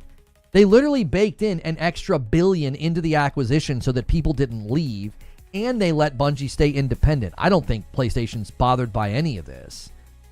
They're like, $3 billion, that's nothing in the grand scheme of things. That'll be our company, that'll be our IP, that'll be our studio name. It's just a matter of time, and it'll be theirs. They will own one of the longest standing developers in the gaming world, the makers of Halo. If they own the studio name, they'll own one of the most successful live service games in history, the name of Destiny. Yeah, 1.4 was just for retention. They spent an extra $1 billion just to keep people at the company. I don't think they're like, oh no, $3 billion, whatever will we do? You know, they're posting one of the most profitable. Didn't they just post like their most profitable year ever or something in the most recent earnings call? Like, I don't think PlayStation's plus by this. They're not like, oh no, we're chomping our fingernails. We spend $3 billion and the company's a disaster. They're probably thinking, that's our company now. That's our IP now. That's probably what they're thinking. Why do you think they've been so quick to absorb studios, projects, and employees? You think that's an accident? You think it's just a happy little accident that Sony's absorbed like 200 some odd employees from Bungie? They now have a new studio, new studio name, and a new project. All just kind of, you know, if you have a milkshake and I have a milkshake, see it right there. Like they drainage. Like, they're literally looking at them and they're like, yeah, we'll gladly sit here and just absorb all your employees, all your projects, and all your IPs. You're teetering on the brink. And PlayStation's just going to sit there and catch all of it. Where's it going to go? Where's the IP, talent, name? Where's it all going to go? right into PlayStation's lap. Like, they're going to come out smelling like roses in this. And it only cost them $3 billion? They're bumping their acquisition spending way up. So $3 billion to them, again, I don't think it's anything. I don't think they're worried. You forgot that after they say sorry for not paying her, Pete Parsons will take her to the side and show her his new classic car to cheer her up. Right. If Sony absorbs Bungie, do you see Destiny 3 being fast-tracked, or will they continue with the new saga? I don't know about fast-tracked. My personal thought is that Destiny 3 would need to be built in a new engine. I don't think the Tiger engine is agile enough. It's been the biggest problem. They can't make content fast enough. They can't make adjustments and updates fast enough. They've made it faster than it used to be, but it's still a problem. Yo, PWH with a $5 super chat tip says, what do you think Sony should do once everything calms down? Like, if they were to absorb them, then what's next? Oh, I forgot to set the super chat goal. Let me do that now. I will gift a member. Again, I think their goal would be to say, what do we have to do to get Destiny 3 started? Do you siphon off people from Destiny 2 to start storyboarding, sketching? Do you start training people? You got to pick an engine. I don't think they can use Tiger. Listen, one of the reasons that I think Bungie spun up, could we get, hey, you guys on YouTube, could we get 25 more likes really quickly? Double check you've hit the like button. Likes have been so much better today. YouTube does not seem to be acting up today. Everything seems to be running very smoothly. Knock on wood. And the like count looks great, so keep that going. The internal decision to spin up a bunch of incubation projects and basically set themselves up, I think, to move away from Destiny 2, and the reason there was no plan to do a Destiny 3, I'm going to tell you why that is. I think they said, we're not doing this again. It's too difficult. It's too slow. It takes too long. We have got to give ourselves other property, projects, and games to pay the bills. We can't do Destiny 3. It's too difficult. Yo, it's good, Bruno. Like, do you see what I'm saying? I don't think they wanted to do it again. And that's why I think if PlayStation walks in the room and says, we're in charge now, we want Destiny 3, your first order of business is to abandon the engine. You have to. I know there's institutional knowledge. I know there's decades of tools and processes and all of that I know is already in place, but you got to get away from the engine. It's one of the reasons that Destiny 2 was always such a bear. Like, if you think about the best times in Destiny, a lot of it was when they had parallel development with Vicarious Visions and High Moon Studios because they couldn't do it all on their own. They couldn't make the content fast enough. You need an engine that allows for quicker and more agile turnaround time of updates, iterative content, new spaces, whatever. And that's what I think they'd have to do. I don't work there. I'm not in charge. I don't know all of the details, but the consistent theme with Destiny for the last 10 years has been they can't get ahead. They can't make enough, and the engine is a huge aspect of that. The model of a 3D cube requires texture process known as unwrapping. Place anti-real work on the flat graphic shapes. It's merely a matter of editing, copying, pasting.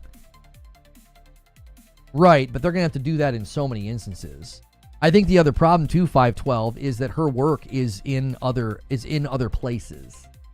It's in marketing materials, it's on their website, it's in trailers, it's in banners. I mean, I don't know. It could be somewhere on this shirt. Do you know what I'm saying? Like, I don't know how they're going to do it. Bungie seems to have writer's block. Between reselling D1 raids and exotic, releasing weapons and armor and art theft, they lack creativity. I think you could be misdiagnosing some of that, personally. I think one of the main reasons they reuse a lot of things and they reuse a lot of content, I think it's because It's the fastest way they can add content to the game. That gets back to what I'm saying. I think they've got to get out of the engine. I think the engine is like, oh, we want to do this, we want to do that. Yeah, it's going to take a long time to build that. So what's faster? Reusing stuff. It's fast, it's cheap, and it works. That's exactly right, Will. That's exactly right. That's what I keep coming back to. Is it's if you look at the elements of, you know, design and development and the patterns and the way that they added content and the way that they did things, I'm here to tell you the writing's been on the wall for a very long time. They just can't keep up. They can't make things quick enough. They can't do it. They have always struggled with this. Jason Schreier said he spoke to Sony and Bungie insiders, and they both agreed that both companies see Destiny as it's in a death spiral, and Marathon was the key to Bungie staying in existence. He said Destiny will become a game you play weekly or monthly and not daily. If there's one guys I would trust, it's Schreier. Jeff Grubb said the exact same thing. So when you say that, Audie, are you saying that you think they're going to try to make a Destiny 3 that has that, or they want Destiny 2 to become that? Imagine if Destiny 3 was like Assassin's Creed mixed with No Man's Sky, but without the building. Huh? Imagine the grand open world with exploration and then actually going in and hop to your ship and pilot it to new worlds. I don't think Destiny would work in a vast open space. You need the spaces to be contained enough that you feel the bombast of your power. I can't imagine doing a Nova Bomb in like a giant open field with like hundreds of enemies. The bombast would It's like, have you ever taken your phone and you're listening to something on the speaker in your house and it seems really loud, and then you go outside and it gets quiet? The open space just mutes the potency of the speaker almost instantly. I think that the potency of the action in Destiny would get severely muted if you were suddenly in these big, vast open spaces. That Nova Bomb, that grenade, that Kamehameha, whatever it is that you're doing, all those abilities would get muted in those open spaces. You'll notice that some of the more memorable fights and some of the more memorable moments are when you're in like a nice confined arena and there's a cramped nature, right? The ads are pressing in, you're trying to do something, you're trying to stand on a plate or something, and then you're having these explosive moments of bombast where you're blowing something up or you're taking out a major or you're baking a boss.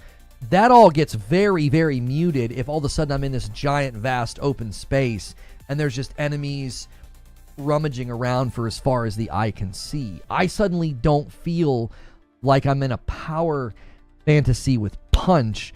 I feel like I'm in just another open world environment. Does that make sense? I've always said that I don't think the key to making a better Destiny is bigger spaces and open worlds. I think the key is a cadence of content that they can do efficiently so that the players always have something to do. I think, and I've said this a lot lately, I think anybody trying to do live service right now should be studying Helldivers 2. Yeah, I think they should be studying Helldivers 2. Helldivers 2, I want you to imagine the public space of Destiny. What if it functioned the way that Helldivers 2 functioned? So that you went down and it was always a little bit different. It was always a little bit, random. Elements of procedural gen are there. And use that as your base and your foundation for, this is where so many people are going to live. And that's really easy to iterate on. Because you can change enemies, biomes, enemy waves, enemy attack patterns. All those things are more easily tweaked and adjusted because now you're adjusting volume knobs on a world that sort of just kind of, it creates its own content if set up properly. You can use machine learning, AI, generative AI. You can use procedural gen. This becomes your base. So now you're not feeling like you're constantly chasing your tail, trying to make new content for your largest player base, which is that nice, casual, just kind of log in, shut your brain off, and do stuff. Yeah, Helldivers has got a nice big bounce back with their recent update. Right? Now, that's your base. Okay, now you go up from here one level and you say, okay, what about strikes? I think everything I just said could largely influence your strike design. Here's how. You would then have content that is more structured and more linear, but it would lean on the same systems. So it would be very easy to have themes, thematic pushes for a season where all of a sudden all the strikes for that season are in a very cold environment, and then the enemies are very cold, and then you're more linear, and then like the bosses spawn and the mini bosses, and then the loot. And then the loot would be centered around that theme. And then your next season, maybe you go to, lush jungle planets or whatever. And what you're doing is you're giving yourself the ability to create content within existing systems, so your bandwidth isn't feeling so stretched. Then you get into the actual handcrafted, curated content, and you do that annually, right? You do that annually. You would do, dungeons, raids, whatever. And the beauty of setting up the public space and the strikes in the way that I've described is that gives you elasticity within difficulty settings. You could have like tiers like they do in Helldivers that then raise the stakes, raise the rewards, like the snowballs. Right. You can do things like that where suddenly the strikes have a theme and have a feel and a vibe and weapons that are dropping and enemies that are spawning. What that does is that really shores up your development prowess and your bandwidth to focus on the curated, handcrafted stuff, because what's keeping the game running is very similar to what keeps Helldivers running. Spaces that don't need to be constantly handcrafted. They can just be like, oh yeah, these enemies are showing up now, and these are new weapons for you to get. They're not making new missions, new strikes. They're not doing new story cinematics. I mean, they do those little ones on Twitter, but like, I mean it. I think that Helldivers 2 should be studied. I think that's your base level for a PvE live service game. That's your ground that you build on. I wanted to point out, it's not an engine issue. It's a monolithic code structure issue. Multiple employees came out and said they could do it easily with the engine, but not the code base of Destiny 2. Okay, fine. That's fine. That still requires a fresh start, doesn't it, John? That would require a Destiny 3. We're not saying things that are all that different from each other. We're not.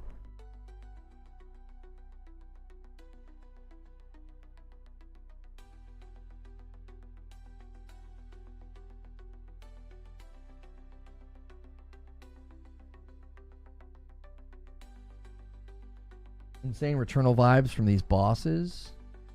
Chrono Odyssey. I feel like we've watched this before.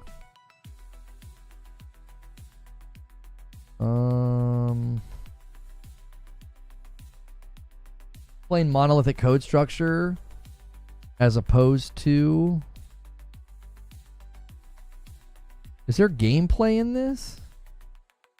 Wishlist now?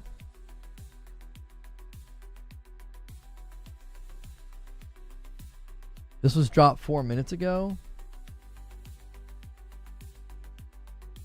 Where do the Returnal vibes start?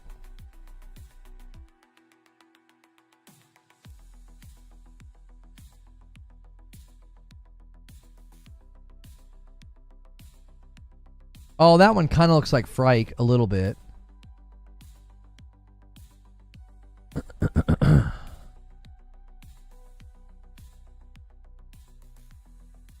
They're almost a little too big. Okay.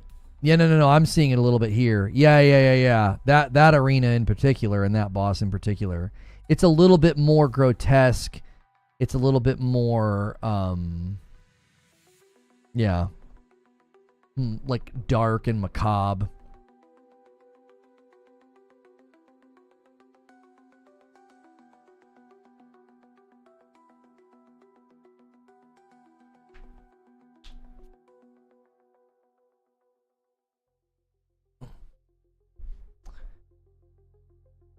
I disagree. Helldivers 2 just released at the perfect time in PC and Steam, so it got a lot of people to play. I can't remember any good multiplayer games in the last within a 4-month area. I mean, I think positions like that are kind of worthless. It's just so reductionist. Yeah, Helldivers 2 just released at the perfect time. What? You just reduce the entire game's success down to it just launched at the right time. I mean, come on, dude. There have been plenty of games that have come out that have had huge success that you're not like, well, it just came out at the right time. It's like, no. You've got good hair. I'm already balding at 29. I appreciate it.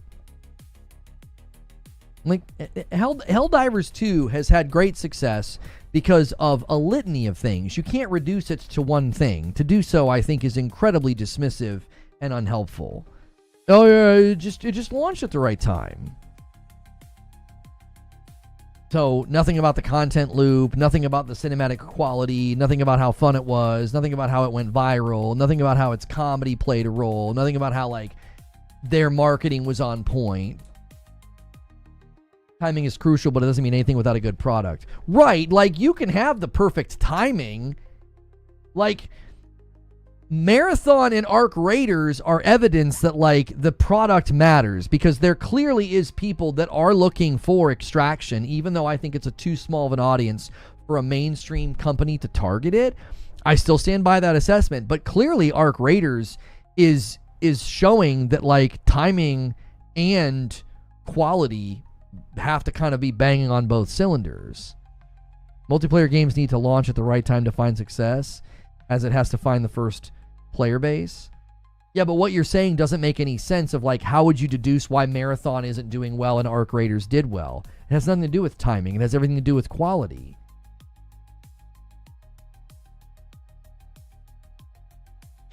I mean, I don't know what to tell you. Like, if it was just a matter of timing, then both Arc Raiders and Marathon should be dead, because they both tried the same thing at the same time. Let's let people play our game and then see what they think. And Arc Raiders has gotten heaps of praise and it went viral, and Marathon went in the opposite direction.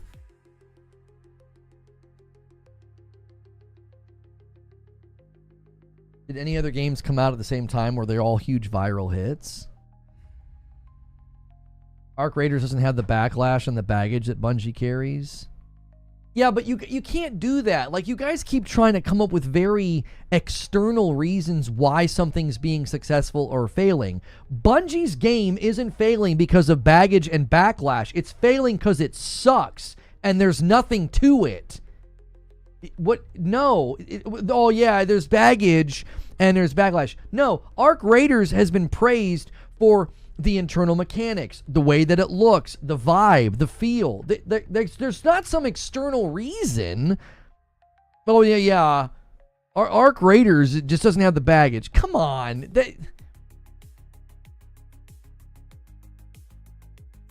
Yeah, Arc Raiders can't even tap into a large existing audience that's been around for a really long time. Yo, what's good, Pugs? Yo, Collide with 2 months.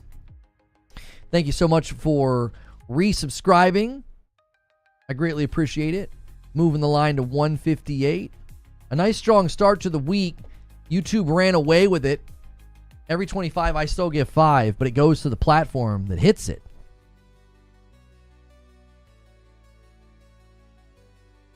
You watch Lego Masters? No, I do not.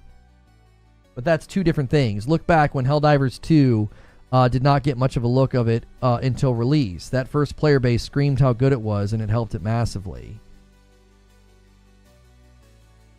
So, visual walkthrough.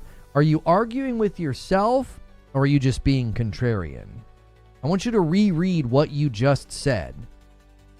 So you're saying Helldivers did very well, it just was the right timing. But now you're saying, well, the player base screamed how good it was, and it helped it massively. Right, so the game quality is why it did so well. I appreciate you conceding in record time. Like, yeah, that's what I'm saying. It's not the timing, it's that the game was good. Okay, Expedition 33, same deal.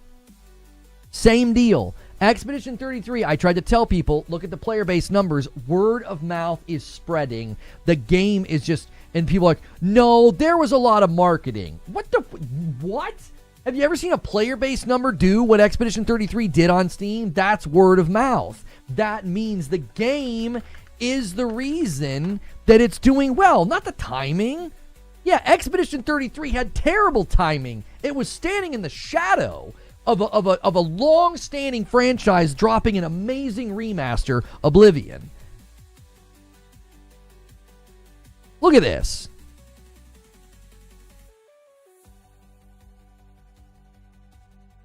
This is quality and word of mouth at work right here. Right? Because over here is launch, and it goes up and then down and then up. And now it's settled into a rhythm. I mean, for Pete's sakes, who was it the other day that said this was just a flash in the pan and it was just going viral? Yeah? How many weeks has it been out? It hit 100,000 players in the last 24 hours. I'll take my flowers, Corey. I told you it was not some viral flash in the pan. Expedition 33 is this year's Baldur's Gate 3. Blew the gaming community away. And it's primed and prized to get Game of the Year. Uncontested by only Kojima.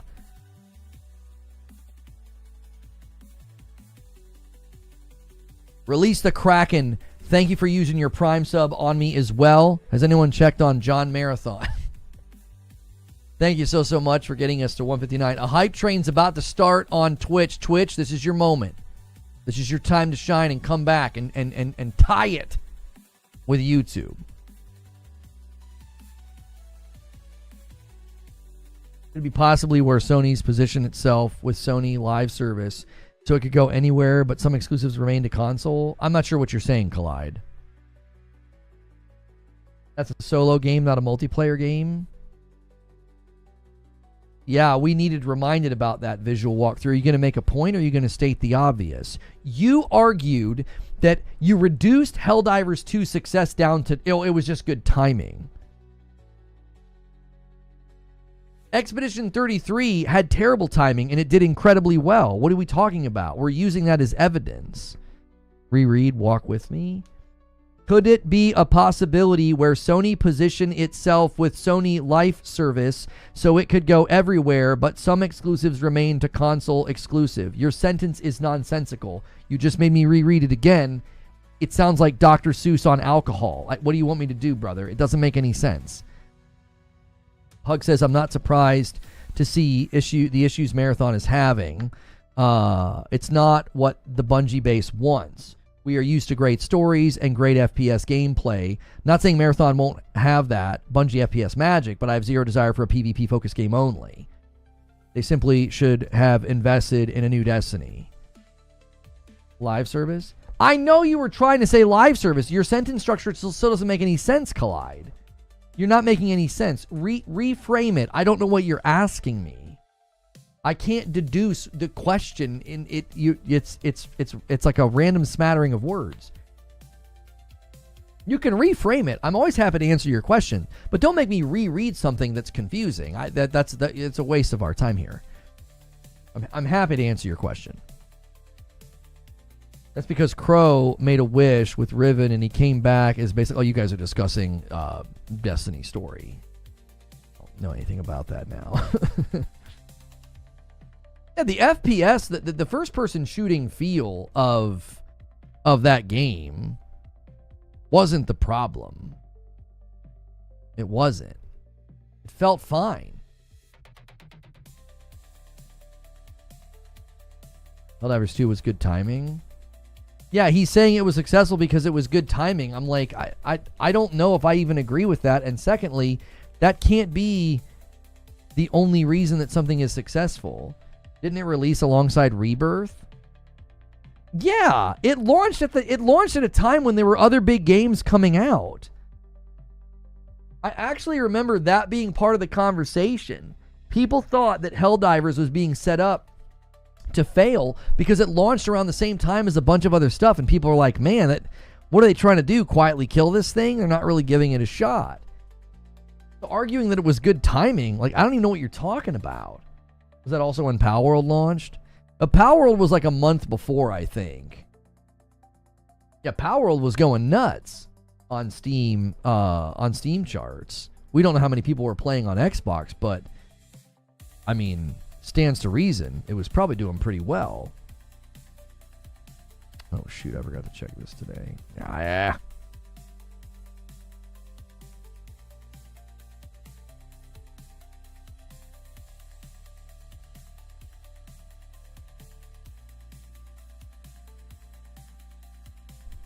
It has 100K now, and it's terrible timing.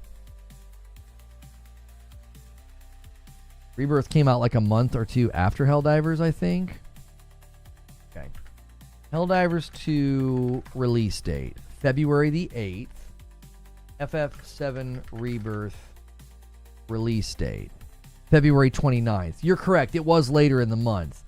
I thought there was something the same week as Helldivers 2. What was it? What released close to the Helldivers 2 release date? Come on, AI, save me here. Several notable games released around the same time. February 1st was Grand Blue Fantasy Relink. February the 2nd was Persona 3 Reload. February the 2nd was Suicide Squad Kill the Justice League. February the 2nd was Jujutsu Kaisen Curse Clash. And then Foam Stars on February the 6th. And then Helldivers on February the 8th. Tell me again why that's good timing. There were so many games coming out to take your attention away. There was so much going on. Now, they're not in competition with each other, but you had Grand Blue and Persona 3, and I know Kill the Justice League, like, people were like, yeah, blah, blah, blah. That's still a big dev and a big game that had a lot of marketing that was soaking up attention in the market. Like, you're still competing for attention. Even if Kill the Justice League sucks, you're still competing for attention. People are talking about it. There are videos on it. There are articles on it. There are trailers. You see what I'm saying? So all those games were coming out around the same time as Helldivers. I don't think you could argue that, like, oh, that was really good timing, because you could have easily just gotten forgotten because all these other games were being talked about.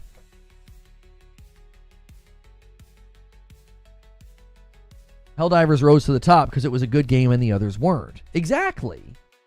Helldivers 2 trounced all over like an established developer with Kill the Justice League and their attempt to do live service. Helldivers 2 recent update was a nice surprise. In retrospect, some of them were bad games. I already read that. Why would Bungie go after the players that are already playing Destiny? There's only so much free time that people have. Yeah, I think the biggest dilemma with live service is you cannot go after existing funnels unless you're literally gonna absorb people hand over fist like Marvel Rivals did to Overwatch. IGN destroyed Kill the Justice League with their smear campaign. Now, I've heard some wild takes in my day, but that, my friend, is a Tasmanian devil. Like, that is wild. I mean, wow. Kill the Justice League was destroyed by its own poor choices and horrible live service design. It was trash, but they went above and beyond. I don't have anything to say to that. I don't feel like going back and retreading that. I don't think that's worth our time. You can think that. I don't think that IGN did almost anything to that game. In the grand scheme of things, in the grand scheme of things, I just don't think they did. I don't think they have that kind of power. That game damaged itself from moment one.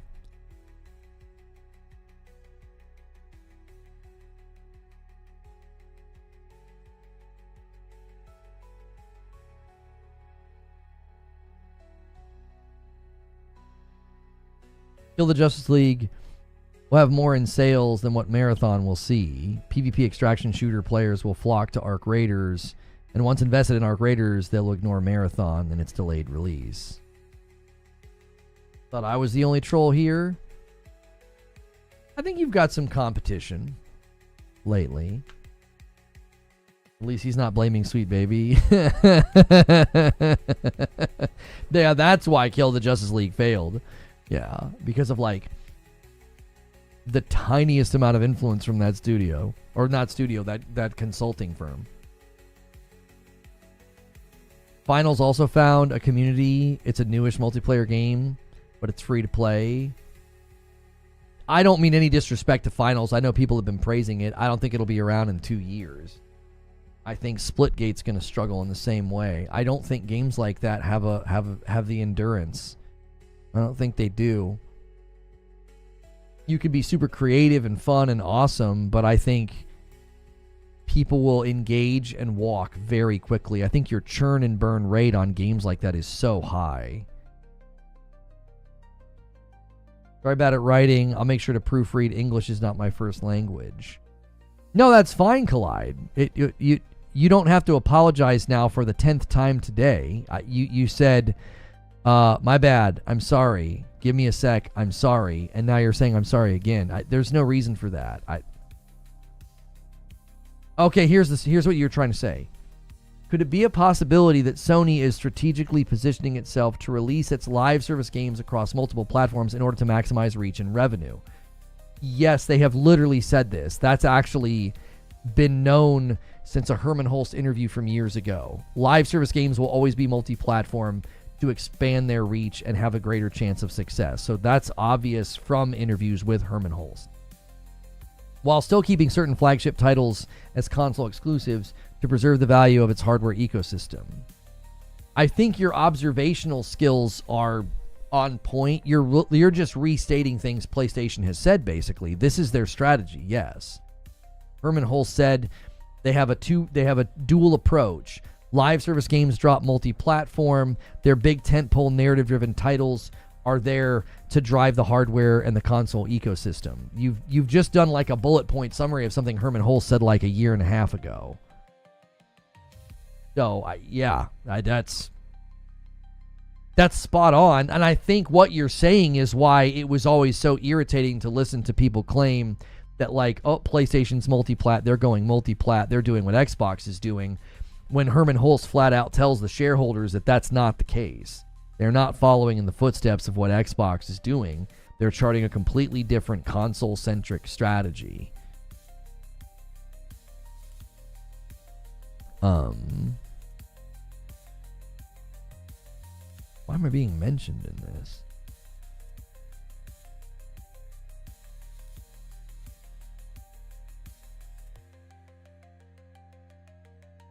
They'll reach farther if they get rid of the PSN linking. They got rid of the here's what's so weird. PlayStation makes no sense to me. They got rid of the PSN linking, but they're still region locking games. It doesn't make any sense at all. I don't understand what they're doing. Why remove the login requirement and then keep the region lock? It's like, wait, isn't the entire point of removing the login requirement so that it doesn't need to be region locked? They're reserving the ability to make the PSN requirement in the future.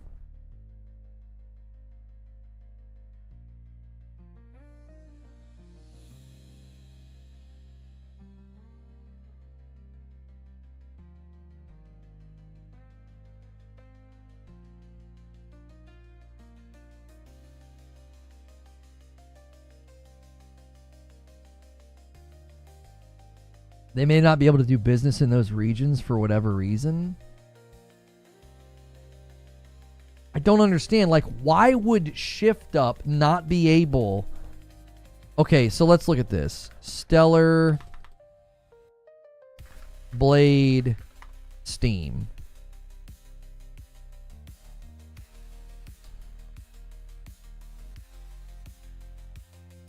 Oh...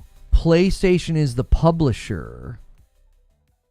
So they're treating Stellar Blade like they're almost treating it like it's a PlayStation game and not just an exclusive that they paid for Shift Up to make.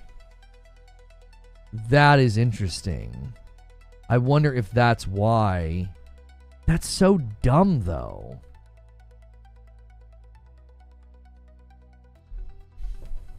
That is so... I don't get it at all.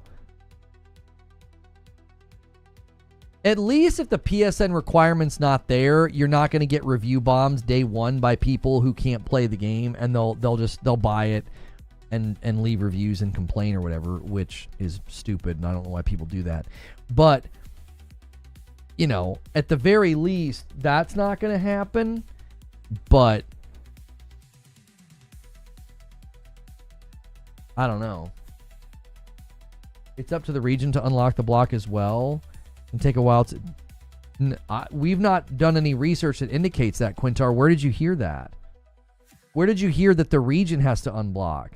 Because the one document we found from Steam, the publisher is who determines the region lock, and they're the ones that have to initiate the unlock. Is Stellar Blade more like Sekiro or Devil May Cry? It's a lot more like Sekiro, in my opinion. Devil May Cry fans can weigh in, but to me, it reminded me of Sekiro a lot more. The dodging, the blocking, the melee focus, the speed, a lot of the abilities you have. Maybe that's where people are getting Devil May Cry vibes. These blocks are in Steam's hands. Steam turns them off and on. No. Zuby, the thing that we found, it actually said the opposite. The publisher is the one that determines the block and the unblock. It's not on Steam. Steam literally says, if you tell us to block the game, we block it. If you want to remove the block, it has to be initiated by the publisher. Not who decides who turns it on. I mean, okay, yeah, I mean, in the phrasing that I'm using, though, PlayStation says do it, and then Steam hits the switch. And then PlayStation says undo it, and then Steam hits the switch. But the autonomy, the agency belongs to the publisher. Like, Steam doesn't have the ability just to be like, we're locking your game. Now, I think they may do it automatically when the PSN requirement hits, because those regions can't buy or play the game. So they automatically say, hey, we're not going to sell this here because you can't do it. Does that make sense? Like, I think that might be automated, but even then, the removal would have to be initiated by PlayStation. Oh, you're agreeing with me, Zubair. Yeah, I don't think the region has any say in it. I don't think, in all of our research into that, I didn't find a single thing that indicated that, like, oh no, yeah, the region can do it. Like, let's just say that, like, I don't know, Cuba can't buy the game. I don't think they can, like, you know, make a phone call and say, hey, can you remove that lock? I don't think it's up to them. Now, if it's when it was driven by the PSN requirements, and you can't make a PSN in some of those regions, that would then require there to be agreement between that region, whether it's the government or whoever, and PlayStation. But that's entirely different than what we're talking about. We're talking about there is no PSN requirement, and yet the games are still region locked, and there's no explanation.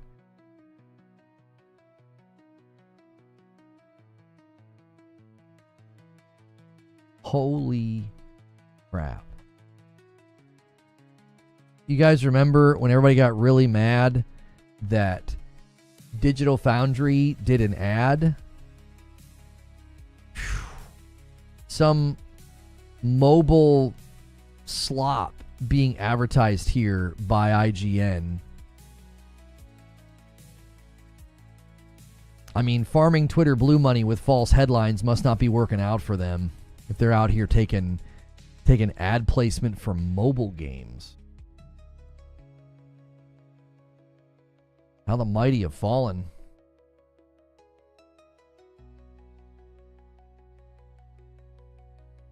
They didn't have an ad in the title when the vid first dropped, though. I mean, they rectified it, and they received the feedback, and they said they're not going to do it again, so. That's the IGN that killed the Justice League? That IGN?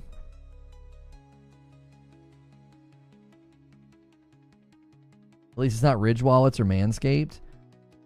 Yeah, but at least those are sensible sponsored opportunities where, like, the audience might buy it and get a good product, not just like, hey, come play this mobile game that likely has microtransaction structures that are built off of micro dopamine hits and withholding content from you, and play cycles where if you want to keep playing or opening up the flashy treasure chest, you got to give them money. Like, Ridge Wallet is a product that serves a purpose. You get it, and it's got value. Same with Manscaped. Promoting mobile slop.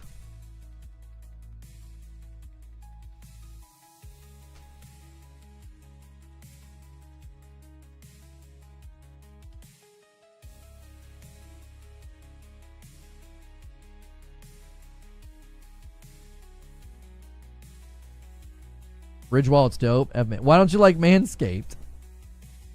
Creature. Why don't you like Manscaped?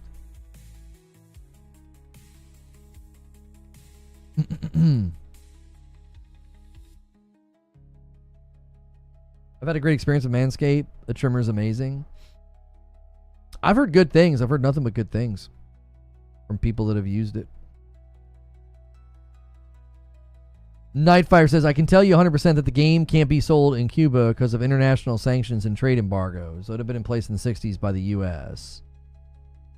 A Japanese made and published game? What are you talking about?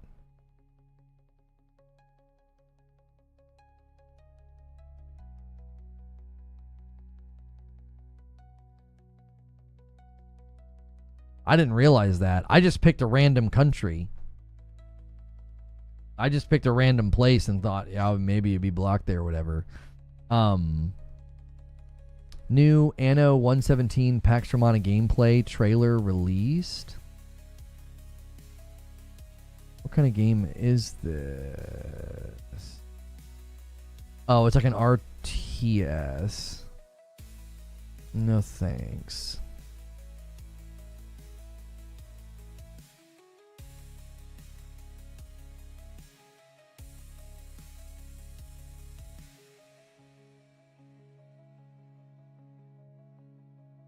Where are you in Doom? I went back and I 100%ed all the levels that I had I had played up to the, I think, like the dragon one, and then Madam played Friday night, and then I played blindfolded just for fun, and then on Saturday I was playing a game that I had review access to, so I didn't get a chance to play Doom over the weekend.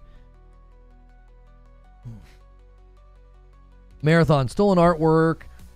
One game mode, no story. It's only 25% done. Sloppy graphics with mixes of crayon and highlighter usage. All gear reset every season.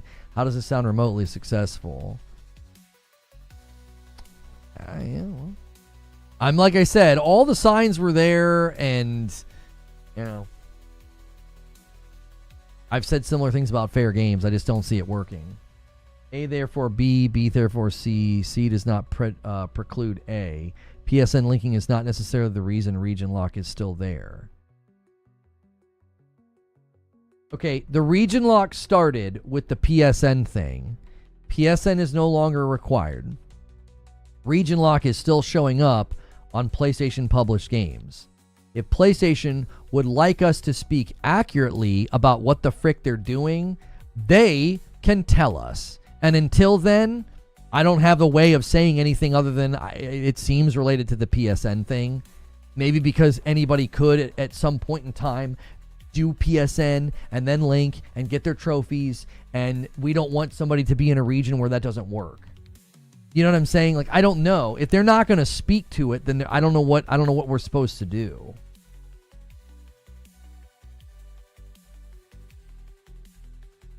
It could be because of licensing and distribution agreements, legal and regulatory compliance, pricing and market strategies. The region locking wasn't happening.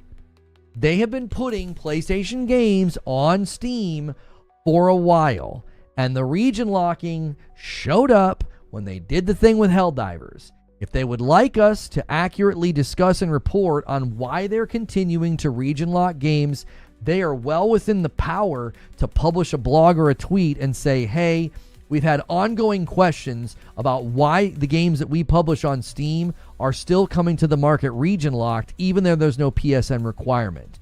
There are multiple factors at play. We can't give the details of every project, but sometimes there's a license, sometimes there's a this, sometimes there's a that. Just know we're actively working to try to get our games in as many regions as possible. There are no region restrictions on God of War 2018. Right, it doesn't make any sense. It just started showing up. Spider-Man 2 is region locked. But a God of War 2018 isn't? I don't know. I don't know what ones are region locked. I don't know what ones aren't. Then Helldivers 2 started having some of the region locks removed. No explanation. No discussion. It just started disappearing. But it didn't remove all of them. We don't know what's going on. They won't say. So it's like, I don't know. I don't know what they're doing. I don't know what the cause is. They won't tell us. So it's on them to tell us. If you don't, then we're all just going to kind of sit around and go, I don't know what you're doing, but you keep shipping games and you publish them and people in certain regions just can't buy them and there's no explanation given. I don't know. I don't feel like it would be hard to type up something.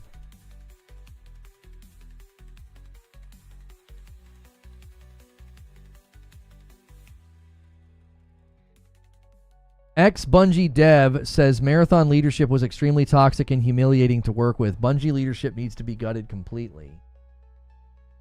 And the dominoes just keep falling, boys. I said this for years. I said the problem isn't the talent. The problem isn't the teams. The problem is the leadership.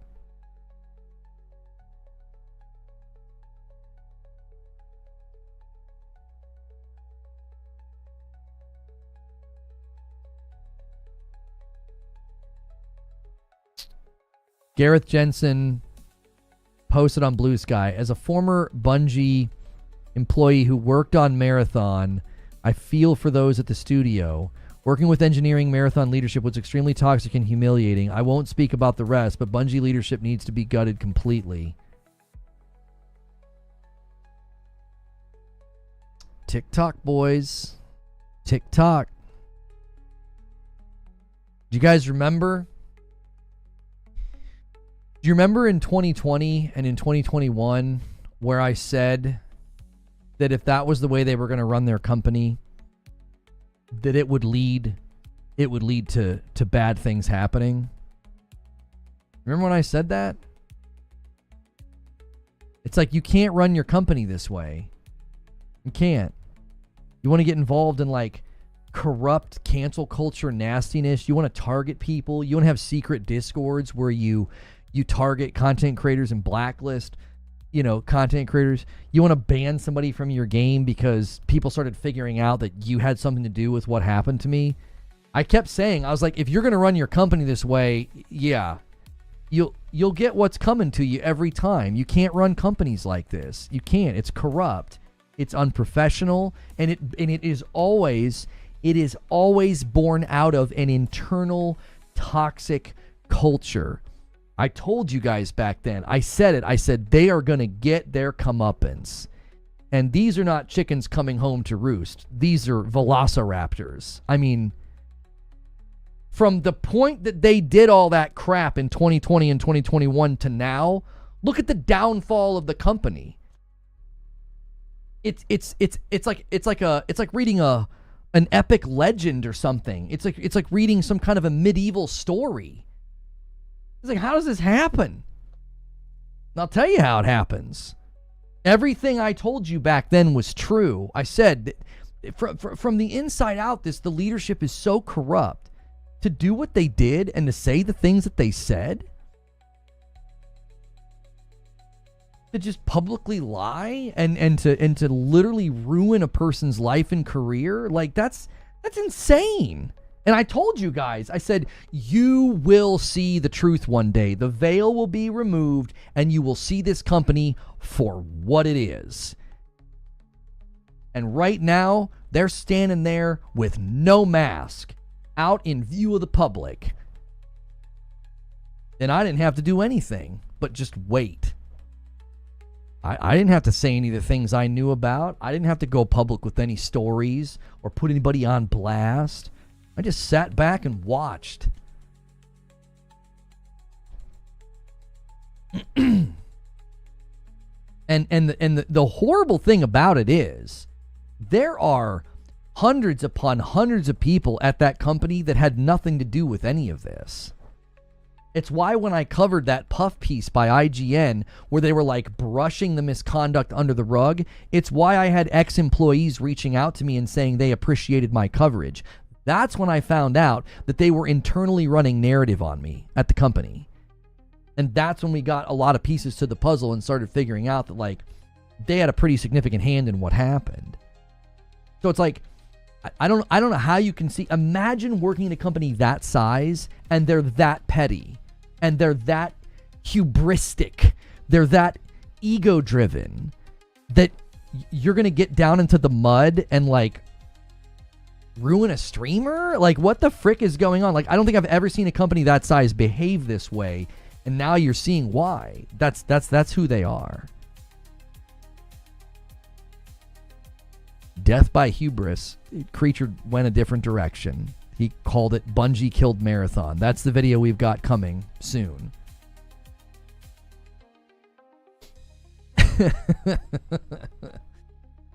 He went in a different direction.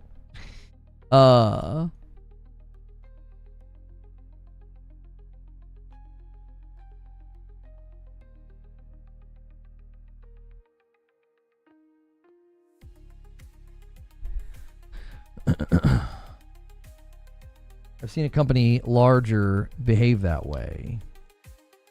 Really? At this point, I think what happened to Lono will be exposed in time and maybe short time too. I mean, the threads in that canvas just continue to get pulled at Haseo. You know what I mean? They just continue to get pulled at. I mean, all it took was somebody disconnected from what happened to look into my account, and I got my account back. Like, all it's going to take is, I would hope, you know, maybe the court case, maybe that court case with the Red War, if they go to discovery, that'd be magnificent. That'd be magnificent. For all of that to come out.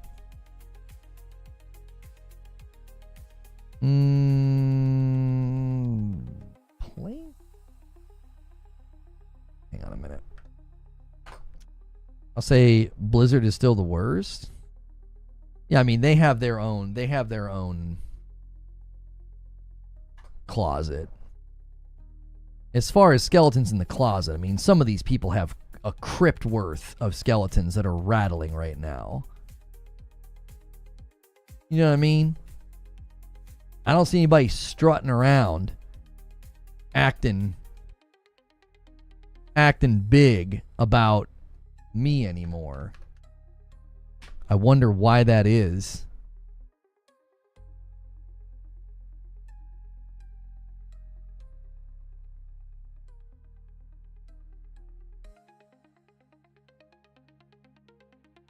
I couldn't care less about it sounding cool.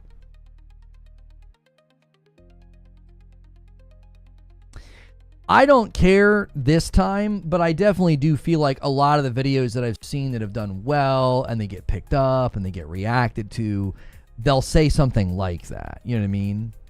0.002% of YouTube knows what hubris means. No one's searching for hubris. I know.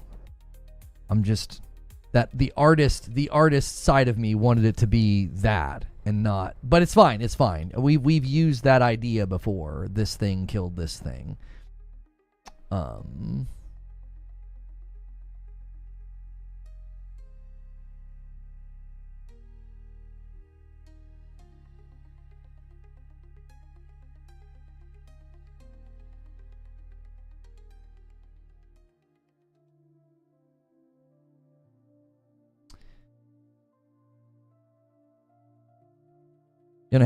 has a great cadence of using the word hubris.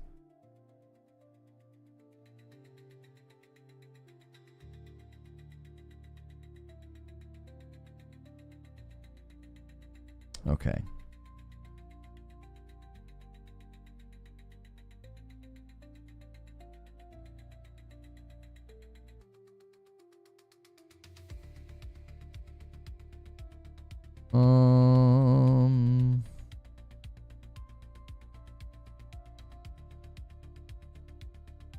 Give me 1 second, chat.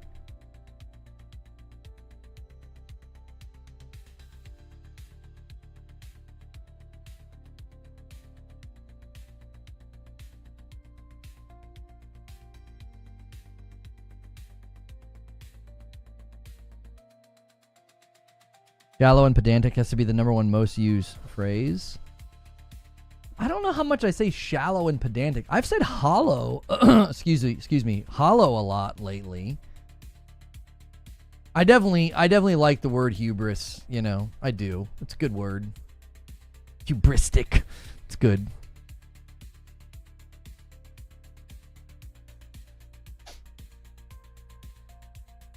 His #1 is frick. Yeah. Hubris is a great word. It confuses people. My vocabulary has definitely influenced. I just thought the word death by hubris would create like this really, really cool mystery gap of like, what the frick? You know what I mean? I also was trying to avoid the word killed because I wasn't sure if like YouTube liked that word. We definitely went with Microsoft killed Xbox, and it did very well for us. So like, I'm not against the phrase or the terminology. We've done it before. It's not a big deal. That was what I came up with. It came to me. I was like, that's it. That's the video. That's what I want to say. That's the issue. Death by hubris. Guys, by the way, make sure you're smashing like on YouTube. Appreciate you so much. My vocabulary's gone down listening to Lono. All the made-up words and idioms are causing brain damage. Mostly the misused idioms. Moist Critical and Sweat went after the Bungie sycophants defending the art theft. Listen, I know firsthand what the Bungie sycophants and the Bungie cult, I know how powerful they are. They will literally stare straight-faced at evidence and just ignore it because they love being close to what they view as like that, I don't know, that righteous resonance that like reverberates from the company. They just want to be close to the glory. And a lot of people have just woken up to the fact that what you're getting close to is nothing. That's how cults work. That's right. Like, you know what I mean? When the misconduct and all that stuff came out with the IGN article, I'm serious, man. The Bungie boys and the Destiny boys, for the most part, it was just utterly disappointing to see them minimize it and act like it was no big deal. I'm like, man, where'd all the self-righteousness go for victims? Because these are actual victims, right? These are legitimate. So, like, where's all the anger? Where did it all go? They get caught like red-handed, like paying people to be quiet and retaliation culture. People were afraid to say things, and everyone's like, "Yeah, Bungie's doing a good job though. They're fixing their problems." Just so inconsistent. Yo, Hadigan with 2 months. Thank you. Just so inconsistent. Bumping the line to 160. What a day. What a day, and we're not done. Whoever hits it gets it. 175 is the next milestone. Like, I want you to think about the hypocrisy when all that came out. Really, let's just do a real great history lesson here, right? You'll eviscerate somebody over some vague tweets, zero evidence, and the person has admittedly been in therapy for 2 years. We'll just, no, yeah, let's do that. Let's eviscerate and ruin. Let's light that person on fire.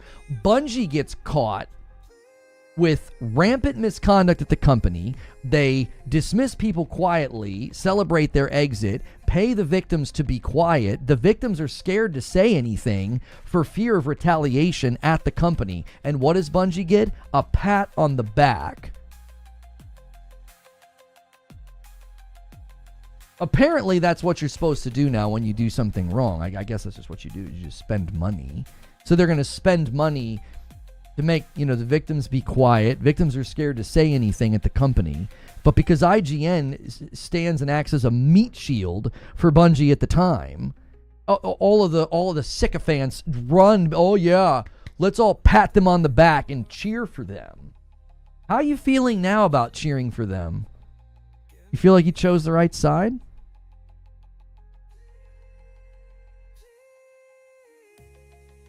You feel like you got it right?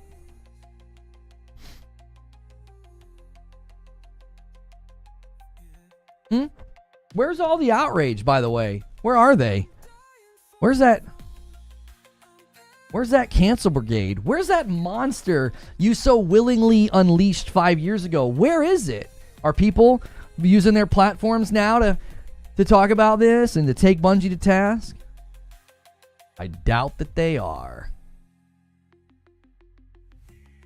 Because when your wallet gets fat being close to the company and all the misconduct, you probably don't want to say too much right now. I mean, that would be my guess. That'd be my guess.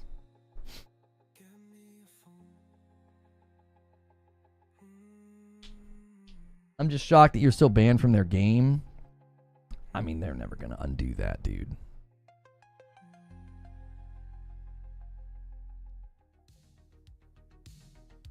I know I got it right, and I will ignore any and all facts that would imply that I didn't get it right. It's the basis. If the basis for cheerleading against you was you, then they'll remain silent. That's how our hypocrisy works, says Broken Lobo.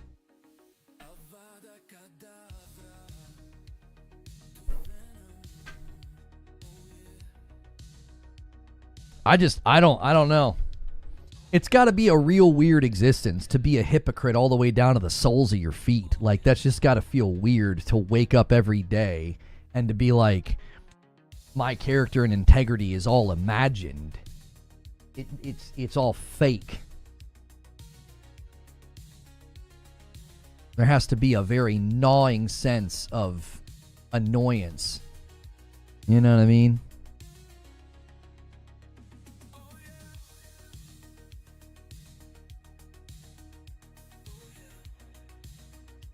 It's like the two that hate you, but when it came to calling out Barrett, or even now with Bungie, they're silent. Mm-hmm.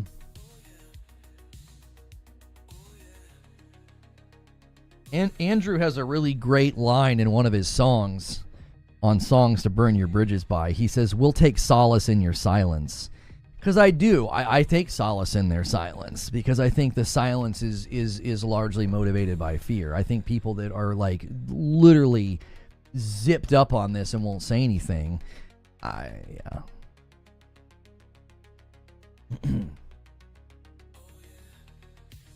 don't think they know that they're hypocrites. It's rules for thee and not for me. Yeah, probably, Zubair. I'm probably expecting a level of self-awareness that's just not there. Probably.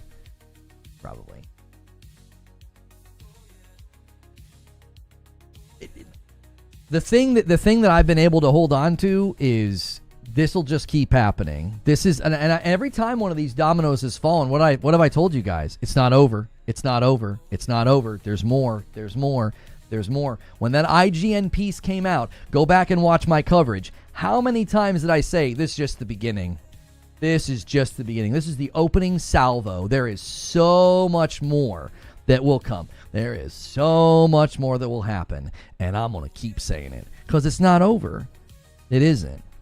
This stuff was widespread. There were so many people involved. There were so many backroom handshakes and deals, so many lies told. I'm telling you, man, those dominoes will keep falling. And I love that I don't have to be the one to push it. I don't have to be the one to post it. This stuff's just happening on its own.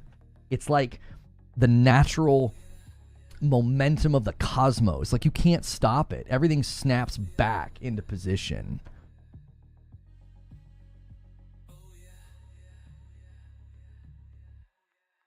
Speaking of self-awareness. Yeah, Jaster, that was the one that I had to stop myself from tweeting and being like, this is who you believed over me. It was so hard not to. B. Rush says, I saw the ugliness of Bungie and Destiny after what I saw happen with you in the game. I miss the old days. You taught me how to run a raid with all those raid runs.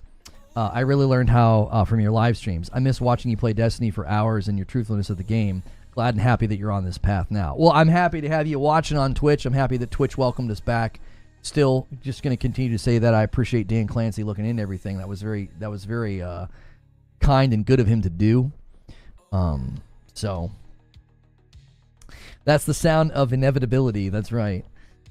I remember when I was little, my dad lit a huge firework that was a bit broken. Took over 2 minutes for the fuse to set it off, but it was worth it.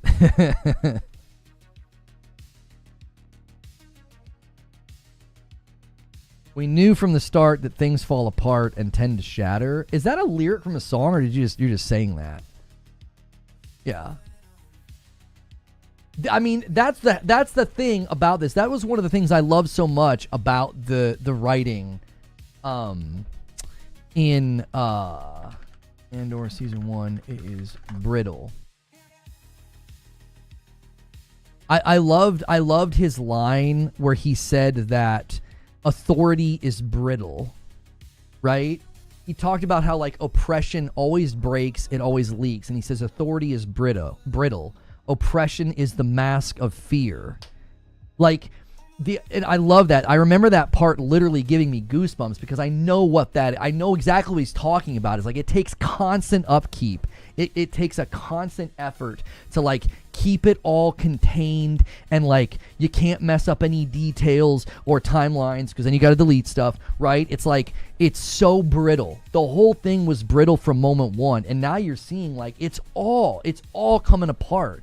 The facade, the veneer, the mask, it's all shattering right in front of our eyes. And it's like I've said for 5 years, I've told you guys, I'm like, just wait. This will all come crashing down eventually. And it would be, I don't even, we might roll credits on this year and be like, oh man, so much more happened. So much more came out. So many more people got exposed.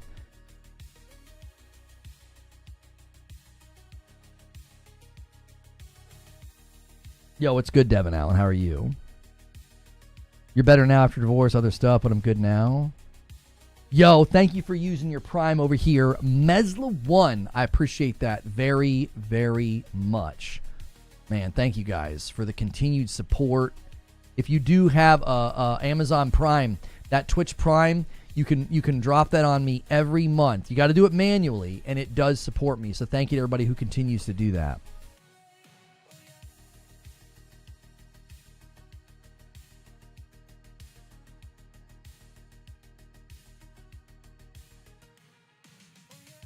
Yeah, RJ, so good. I don't even want to go into any more because I'll talk about it for the rest of the day. I can't open that Pandora's box of discussion, but I absolutely loved that part in season 1. Authority is brittle. Like the idea that they have to use just constant vigilance to keep it up, to keep up the facade, the fake display of power. It's just, man.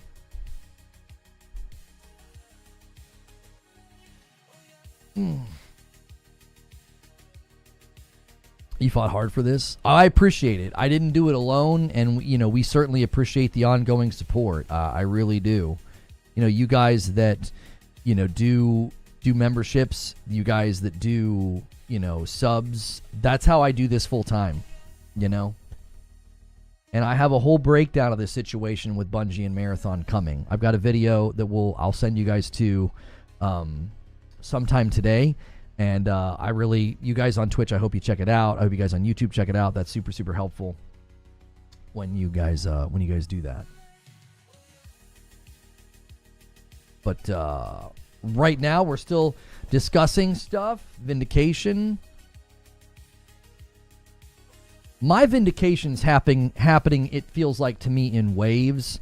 And I don't even think the crest is the true crest of the wave has hit. I think that's coming. So, I don't actually befriend a lot of people on Discord because I don't like my DMs to be able to be like, have people sending stuff. So yeah, I'm probably not friends with you on Discord. I use Discord very minimally for that with like my producer and community contacts and stuff. Oh, you're talking to Nefits. Oh yeah, I was like, you're talking to me. Yeah, I don't do that. How long do you think until Sony will be put under PlayStation Studios? Oh, Sony will put Bungie under PlayStation Studios. You know, I don't know. The contract might have stipulations in it that they won't be able to necessarily do it until the leadership steps down. Like, unless the company is completely rudderless, I don't know if they can step in and take over, because I feel like if they could, they would have done it already. Like, the fact that Pete Parsons is still at the company, that to me communicates pretty loudly that PlayStation's not in the position to take over yet. The contract is still allowing them to operate independently. I think Sony right now is holding like an open bucket, and they're just catching anybody that they can. They absorbed 200 some odd employees. They launched a new studio and took one of the incubation projects. I think they're just sitting there with a bucket. Like, they'll catch anybody that they can, and then they'll if they can take over, I think they will. I think the Bungie name is worth preserving as well as Destiny.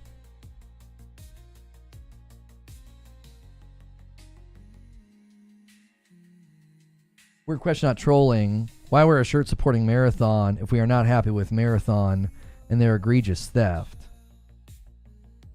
I mean, they sent me the shirt, and I wear it as a form of mockery. I wear it as a form of mockery. It's like when I wear a Punisher shirt. There's usually a reason that I'm wearing a Punisher shirt. It's like my Tiger Woods red shirt, right? There's usually something has happened, and I'll don a Punisher shirt. You know, there's thought that goes into that sometimes for me.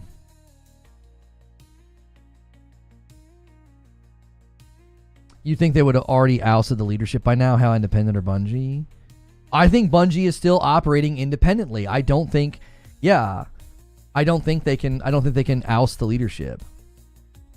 Bungie sent you that shirt. It was a third-party company. My producer signed me up, and Marathon, the company, reached out and said, would you like to receive a Marathon care package? And I thought, sure, that would be hysterical. And they sent me one, and it made people very angry,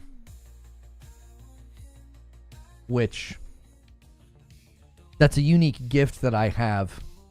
My existence infuriates people. It's a gift. It's a gift, you know? Rent-free fury is what I call it. It's just living rent-free underneath people's skin. It's just, it's something.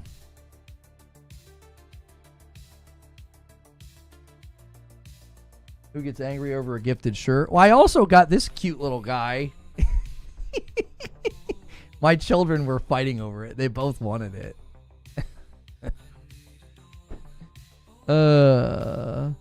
Marathon subreddit is in full meltdown over it. Dropped a couple hours ago. Argument is Sony won't fully dissolve Bungie because it looks horrible after buying. No, they won't fully dissolve them. They'll take over. You know what I mean? Love you, Lona, but the rent-free is a bit hypocritical. How? Please explain that to me. Bookworm. Yeah, he was like in like a vacuum-sealed bag, and I couldn't tell what it was. I thought it was like goop. I was like, did they send like weird, like, you know, like gack goop or something? Because it was so smashed, and through the plastic, it looked like shiny. I was like, what the heck is that? And I cut it open, it was like, psst, and whoop, and out he popped. I was like, that was kind of cool. I wish I would have filmed that.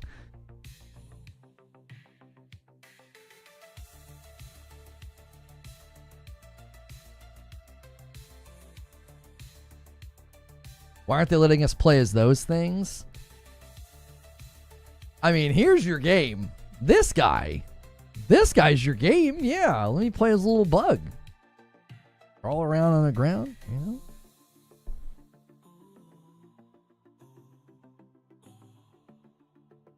Maybe I misinterpreted them, but I'm to understand you're living rent-free, and Bungie said? No. They were like content creators and Destiny sycophants that were like really angry that I got stuff for Marathon. Like they care about what I do and that I'm still around. Apparently I don't have a career. I guess this is all just a figment of all of our collective imagination. But yeah. Yo, thank you FJDY3 for using your Prime on me. How are you, Tess? Good to see you. Bumping the line to 56 for Twitch over here. And bumping the line to 162.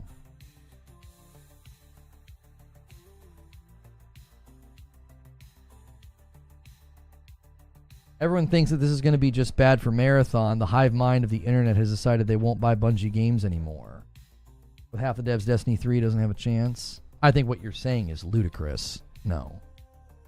You think those types of commitments last, brother? People were trying to boycott Hogwarts Legacy. People were trying to boycott Activision Blizzard games. Hey, did you see how many copies of Diablo 4 sold? Come on. You think people are going to hold to those commitments?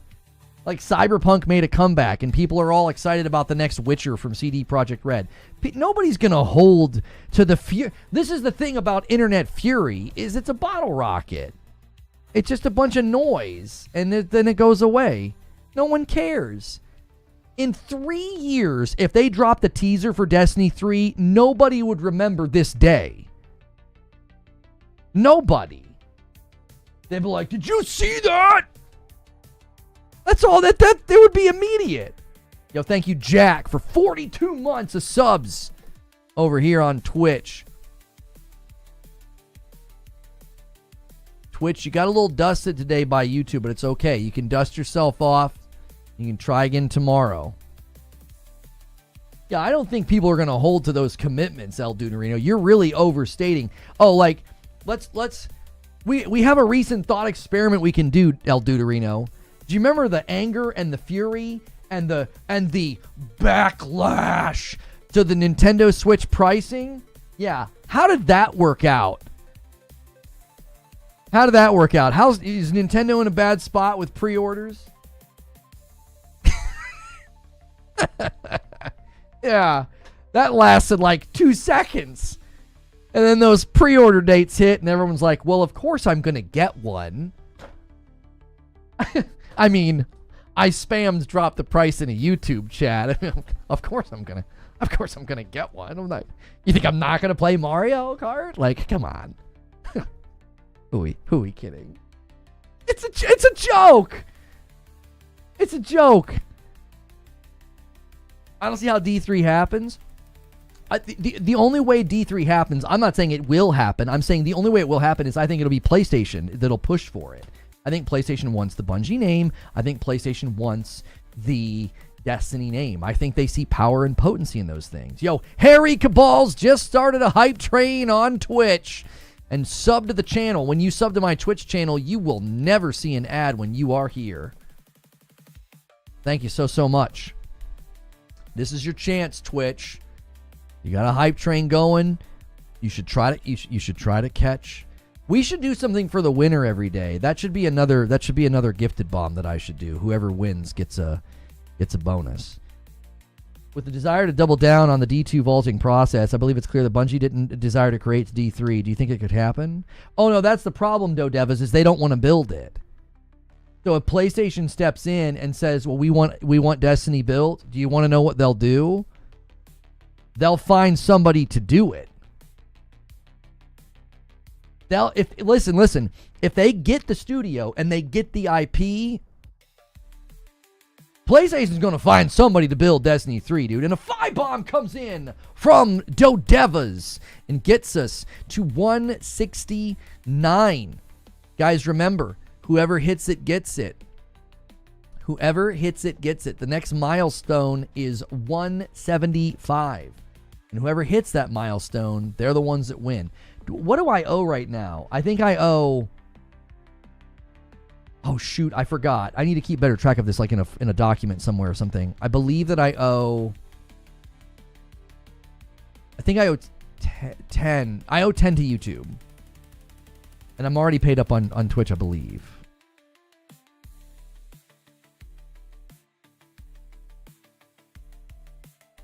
Whoever smelt it, dealt it. Whoever hits it, gets it. Whoever smelt it, dealt it. That's very good, Bumble. But at the end of the day ends. That's deep. Stonespire bumps the line and gets us an exact 5 bomb away from 175. Who is going to take it? Who's taking the glory right now? Will it be Twitch or will it be YouTube? Who wants the 175 milestone? What do you need, Mama? Oh, okay. Oh, okay. I bet you would. Yes. You said it first. Well, I'm not doing anything. I'm just sitting in the chair. And McGoogle hits a Prime sub, 53 months on Twitch. Thank you very much.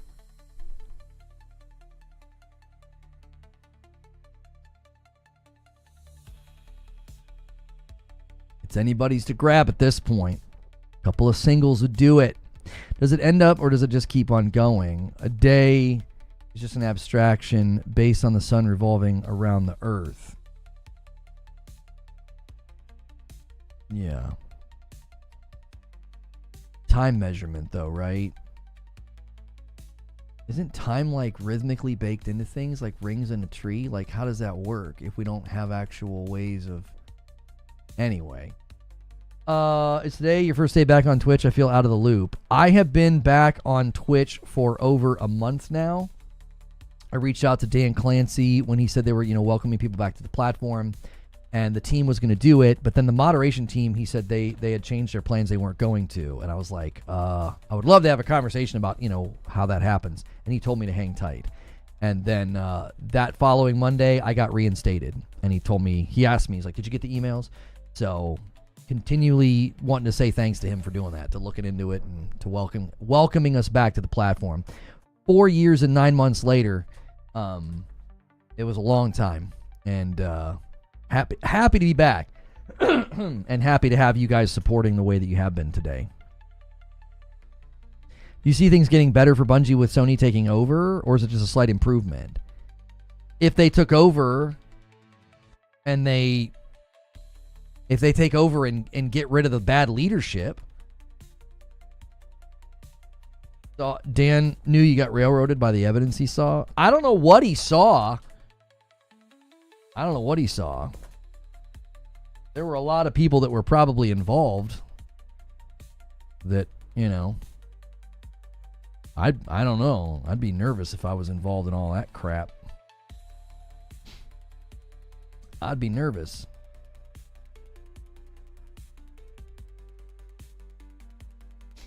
Things always come back around, boys. Amortized payments will say a lot. PlayStation might not even have to walk the leadership out the door. The IGN article indicated it's a fear at the company. The fear at the company is that final amortized payment will hit and the leadership's going to walk. The hoodies you have on your coffee page, are they thick or are they thin? Hard to tell from the picture. So there's a thin hoodie that's like a t-shirt, and then there's a thick hoodie that's like difficult to wear indoors because you just get too hot. They're like in the middle. They're in the middle. They're not like t-shirt, but they're also not super thick. They're like they're in a nice happy medium. They're very soft. They're very comfortable. My wife stole the hoodie as soon as it was in the house, and she tried it on. So.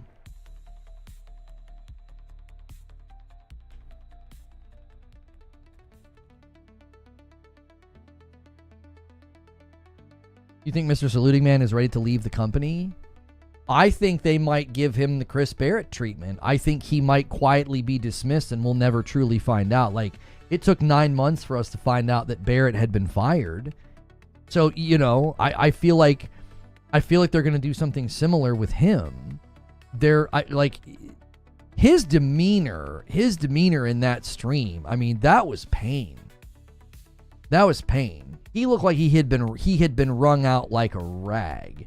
And like, it was like he was facing down a firing squad, like he knew his time was up. It was like, yeah, I'm done. The way he saluted at the end and everything, you can feel it in the air. You're like, this dude's done. He's cooked. You know, they're walking him out the door. I mean, we joked, but we might be close to being correct when we said the reason he got dropped out of the Discord call was because they're already processing him losing access. You start pulling those levers internally, you know, with HR, and all of a sudden he starts losing access. I don't know. We were joking, but what if that's what happened? I don't know.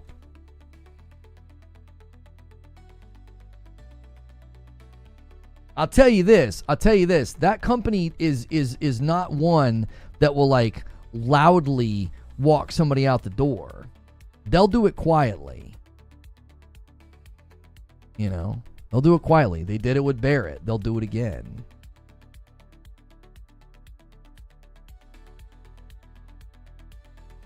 Witness a man being let go in real time.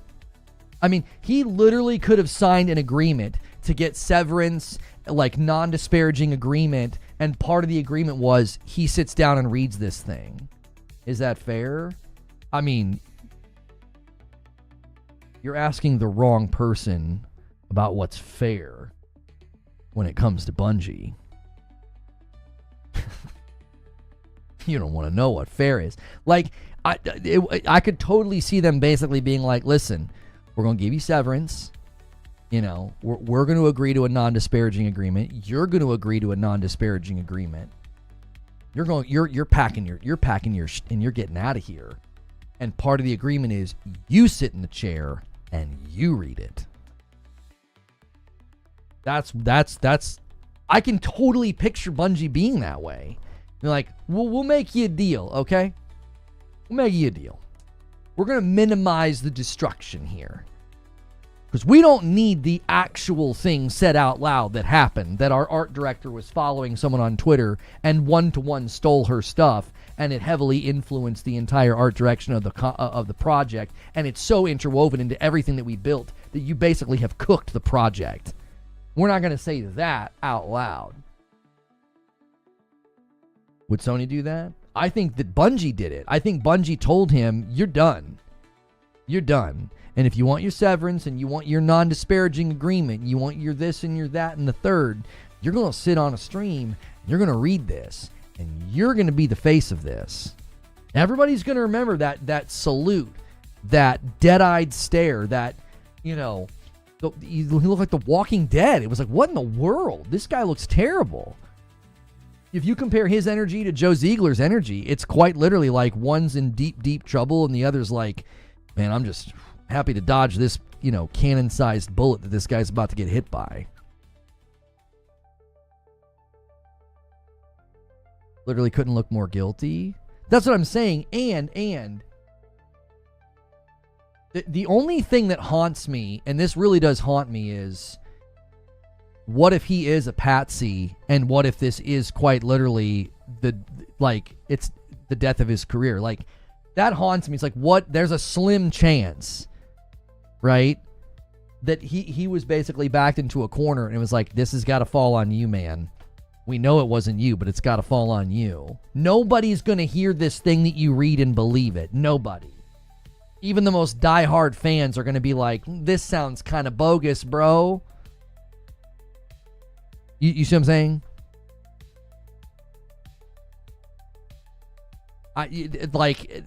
They had to know, making him read it. He probably thought to himself, you can hear the argument. Like, nobody's going to buy this. Nobody's going to believe this. It's so paper thin. It's so obviously, like, not what happened. He was following for over 10 years.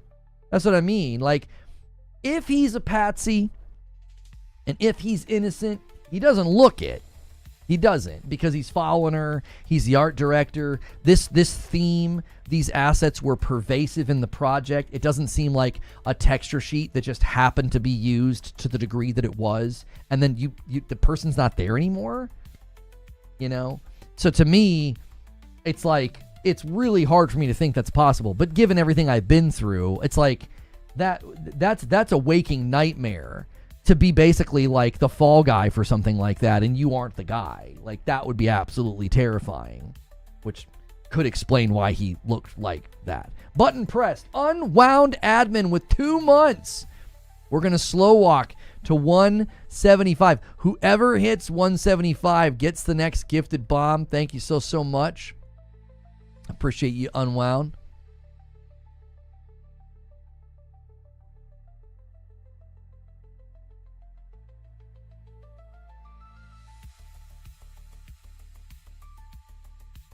The best fall guy always looks at least partially guilty. Like, you could interpret his emotions as quite literally, I'm sick to my stomach, I'm nauseous, I'm going to be blamed for this, and I'm innocent, and I can't say anything because I've got to take the fall here. Bungie's got my feet to the fire. Somebody's got to take the fall, and ultimately the buck stops with him. He's the art director, right? But I could also see a world where he got caught and they were like, you're freaking reading this because you're the one that did it. Like, you know what I mean? It could go either way. Yo, Paladin jumps back in. 6 months of subs to my channel. 173. 2 more to hit 175. And whoever does it, I owe 5.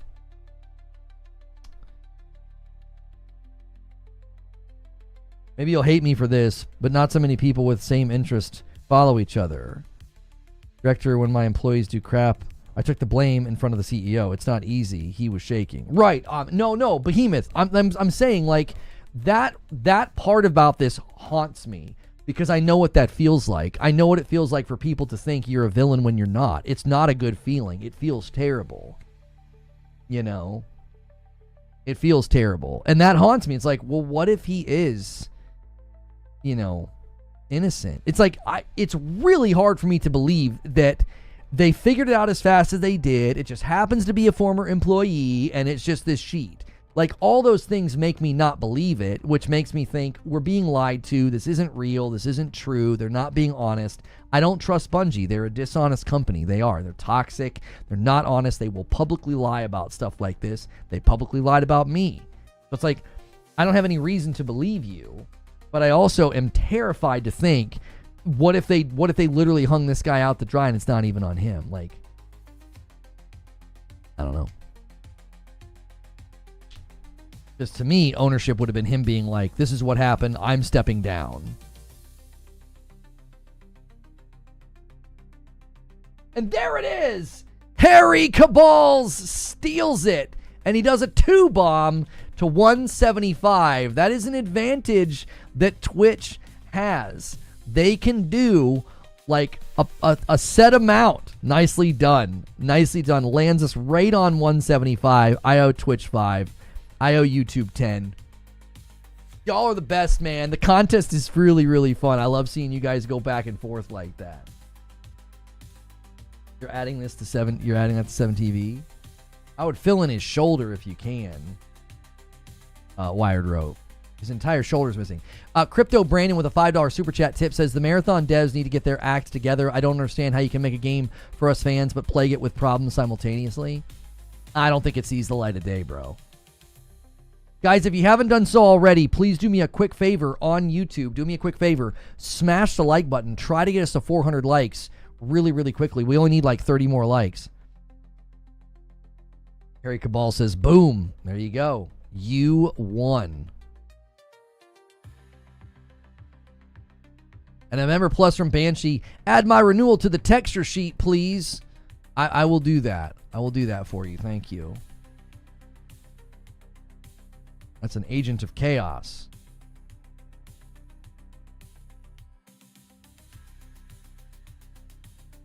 How many have I done today though for YouTube? Hang on, let me make sure I don't want to like do more than I'm supposed to. That's always, I've done that in the past.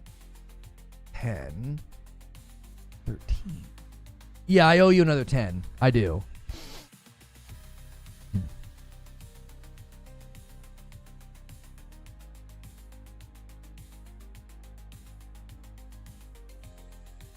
It was already basically Apex.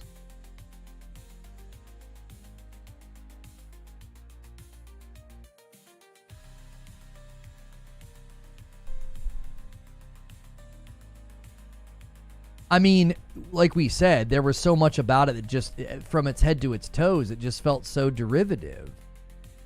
You know? It felt derivative. It felt like every part of it was just kind of pulled from something else. Little did we know how true that was. Oh, I forgot to upload the vids to Frame again. Shoot. I mean, you can do with these what you will. Creature. It's all about this situation. So each one I think could work.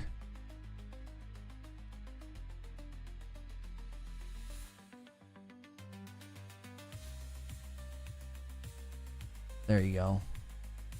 I gotta start remembering to upload the show open. It's 3 different ones, Creature. 3 different shorts. And you can use any or none.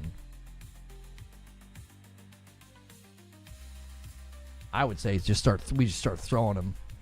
Start throwing the shorts at the wall. Yo, a VIP from McGorn McGoogle. This guy's hitting both platforms. I greatly appreciate it, man. 177 on the day. YouTube winning the day. Apex is way better. It's an insult to Apex. Well, I don't think people are saying it's Apex. I think they're saying like it looks so much like Apex, like the movement, the gunplay, like again, it just ended up feeling very derivative, you know? Uninspired, hollow, derivative, like all those things.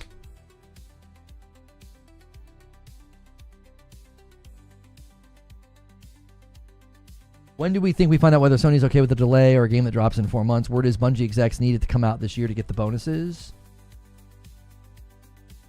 Yeah, I don't think PlayStation is like, you better release that game. I think it's probably tied up to a bonus contract or something. That's why that IGN report indicated that they were trying really, really hard to push them out, right? Like that, I do. I think that there's probably something like that tied to it. I don't think it's what people were saying when they were like, you know, oh, PlayStation's making them launch it, or PlayStation really wants it to launch. I don't think so.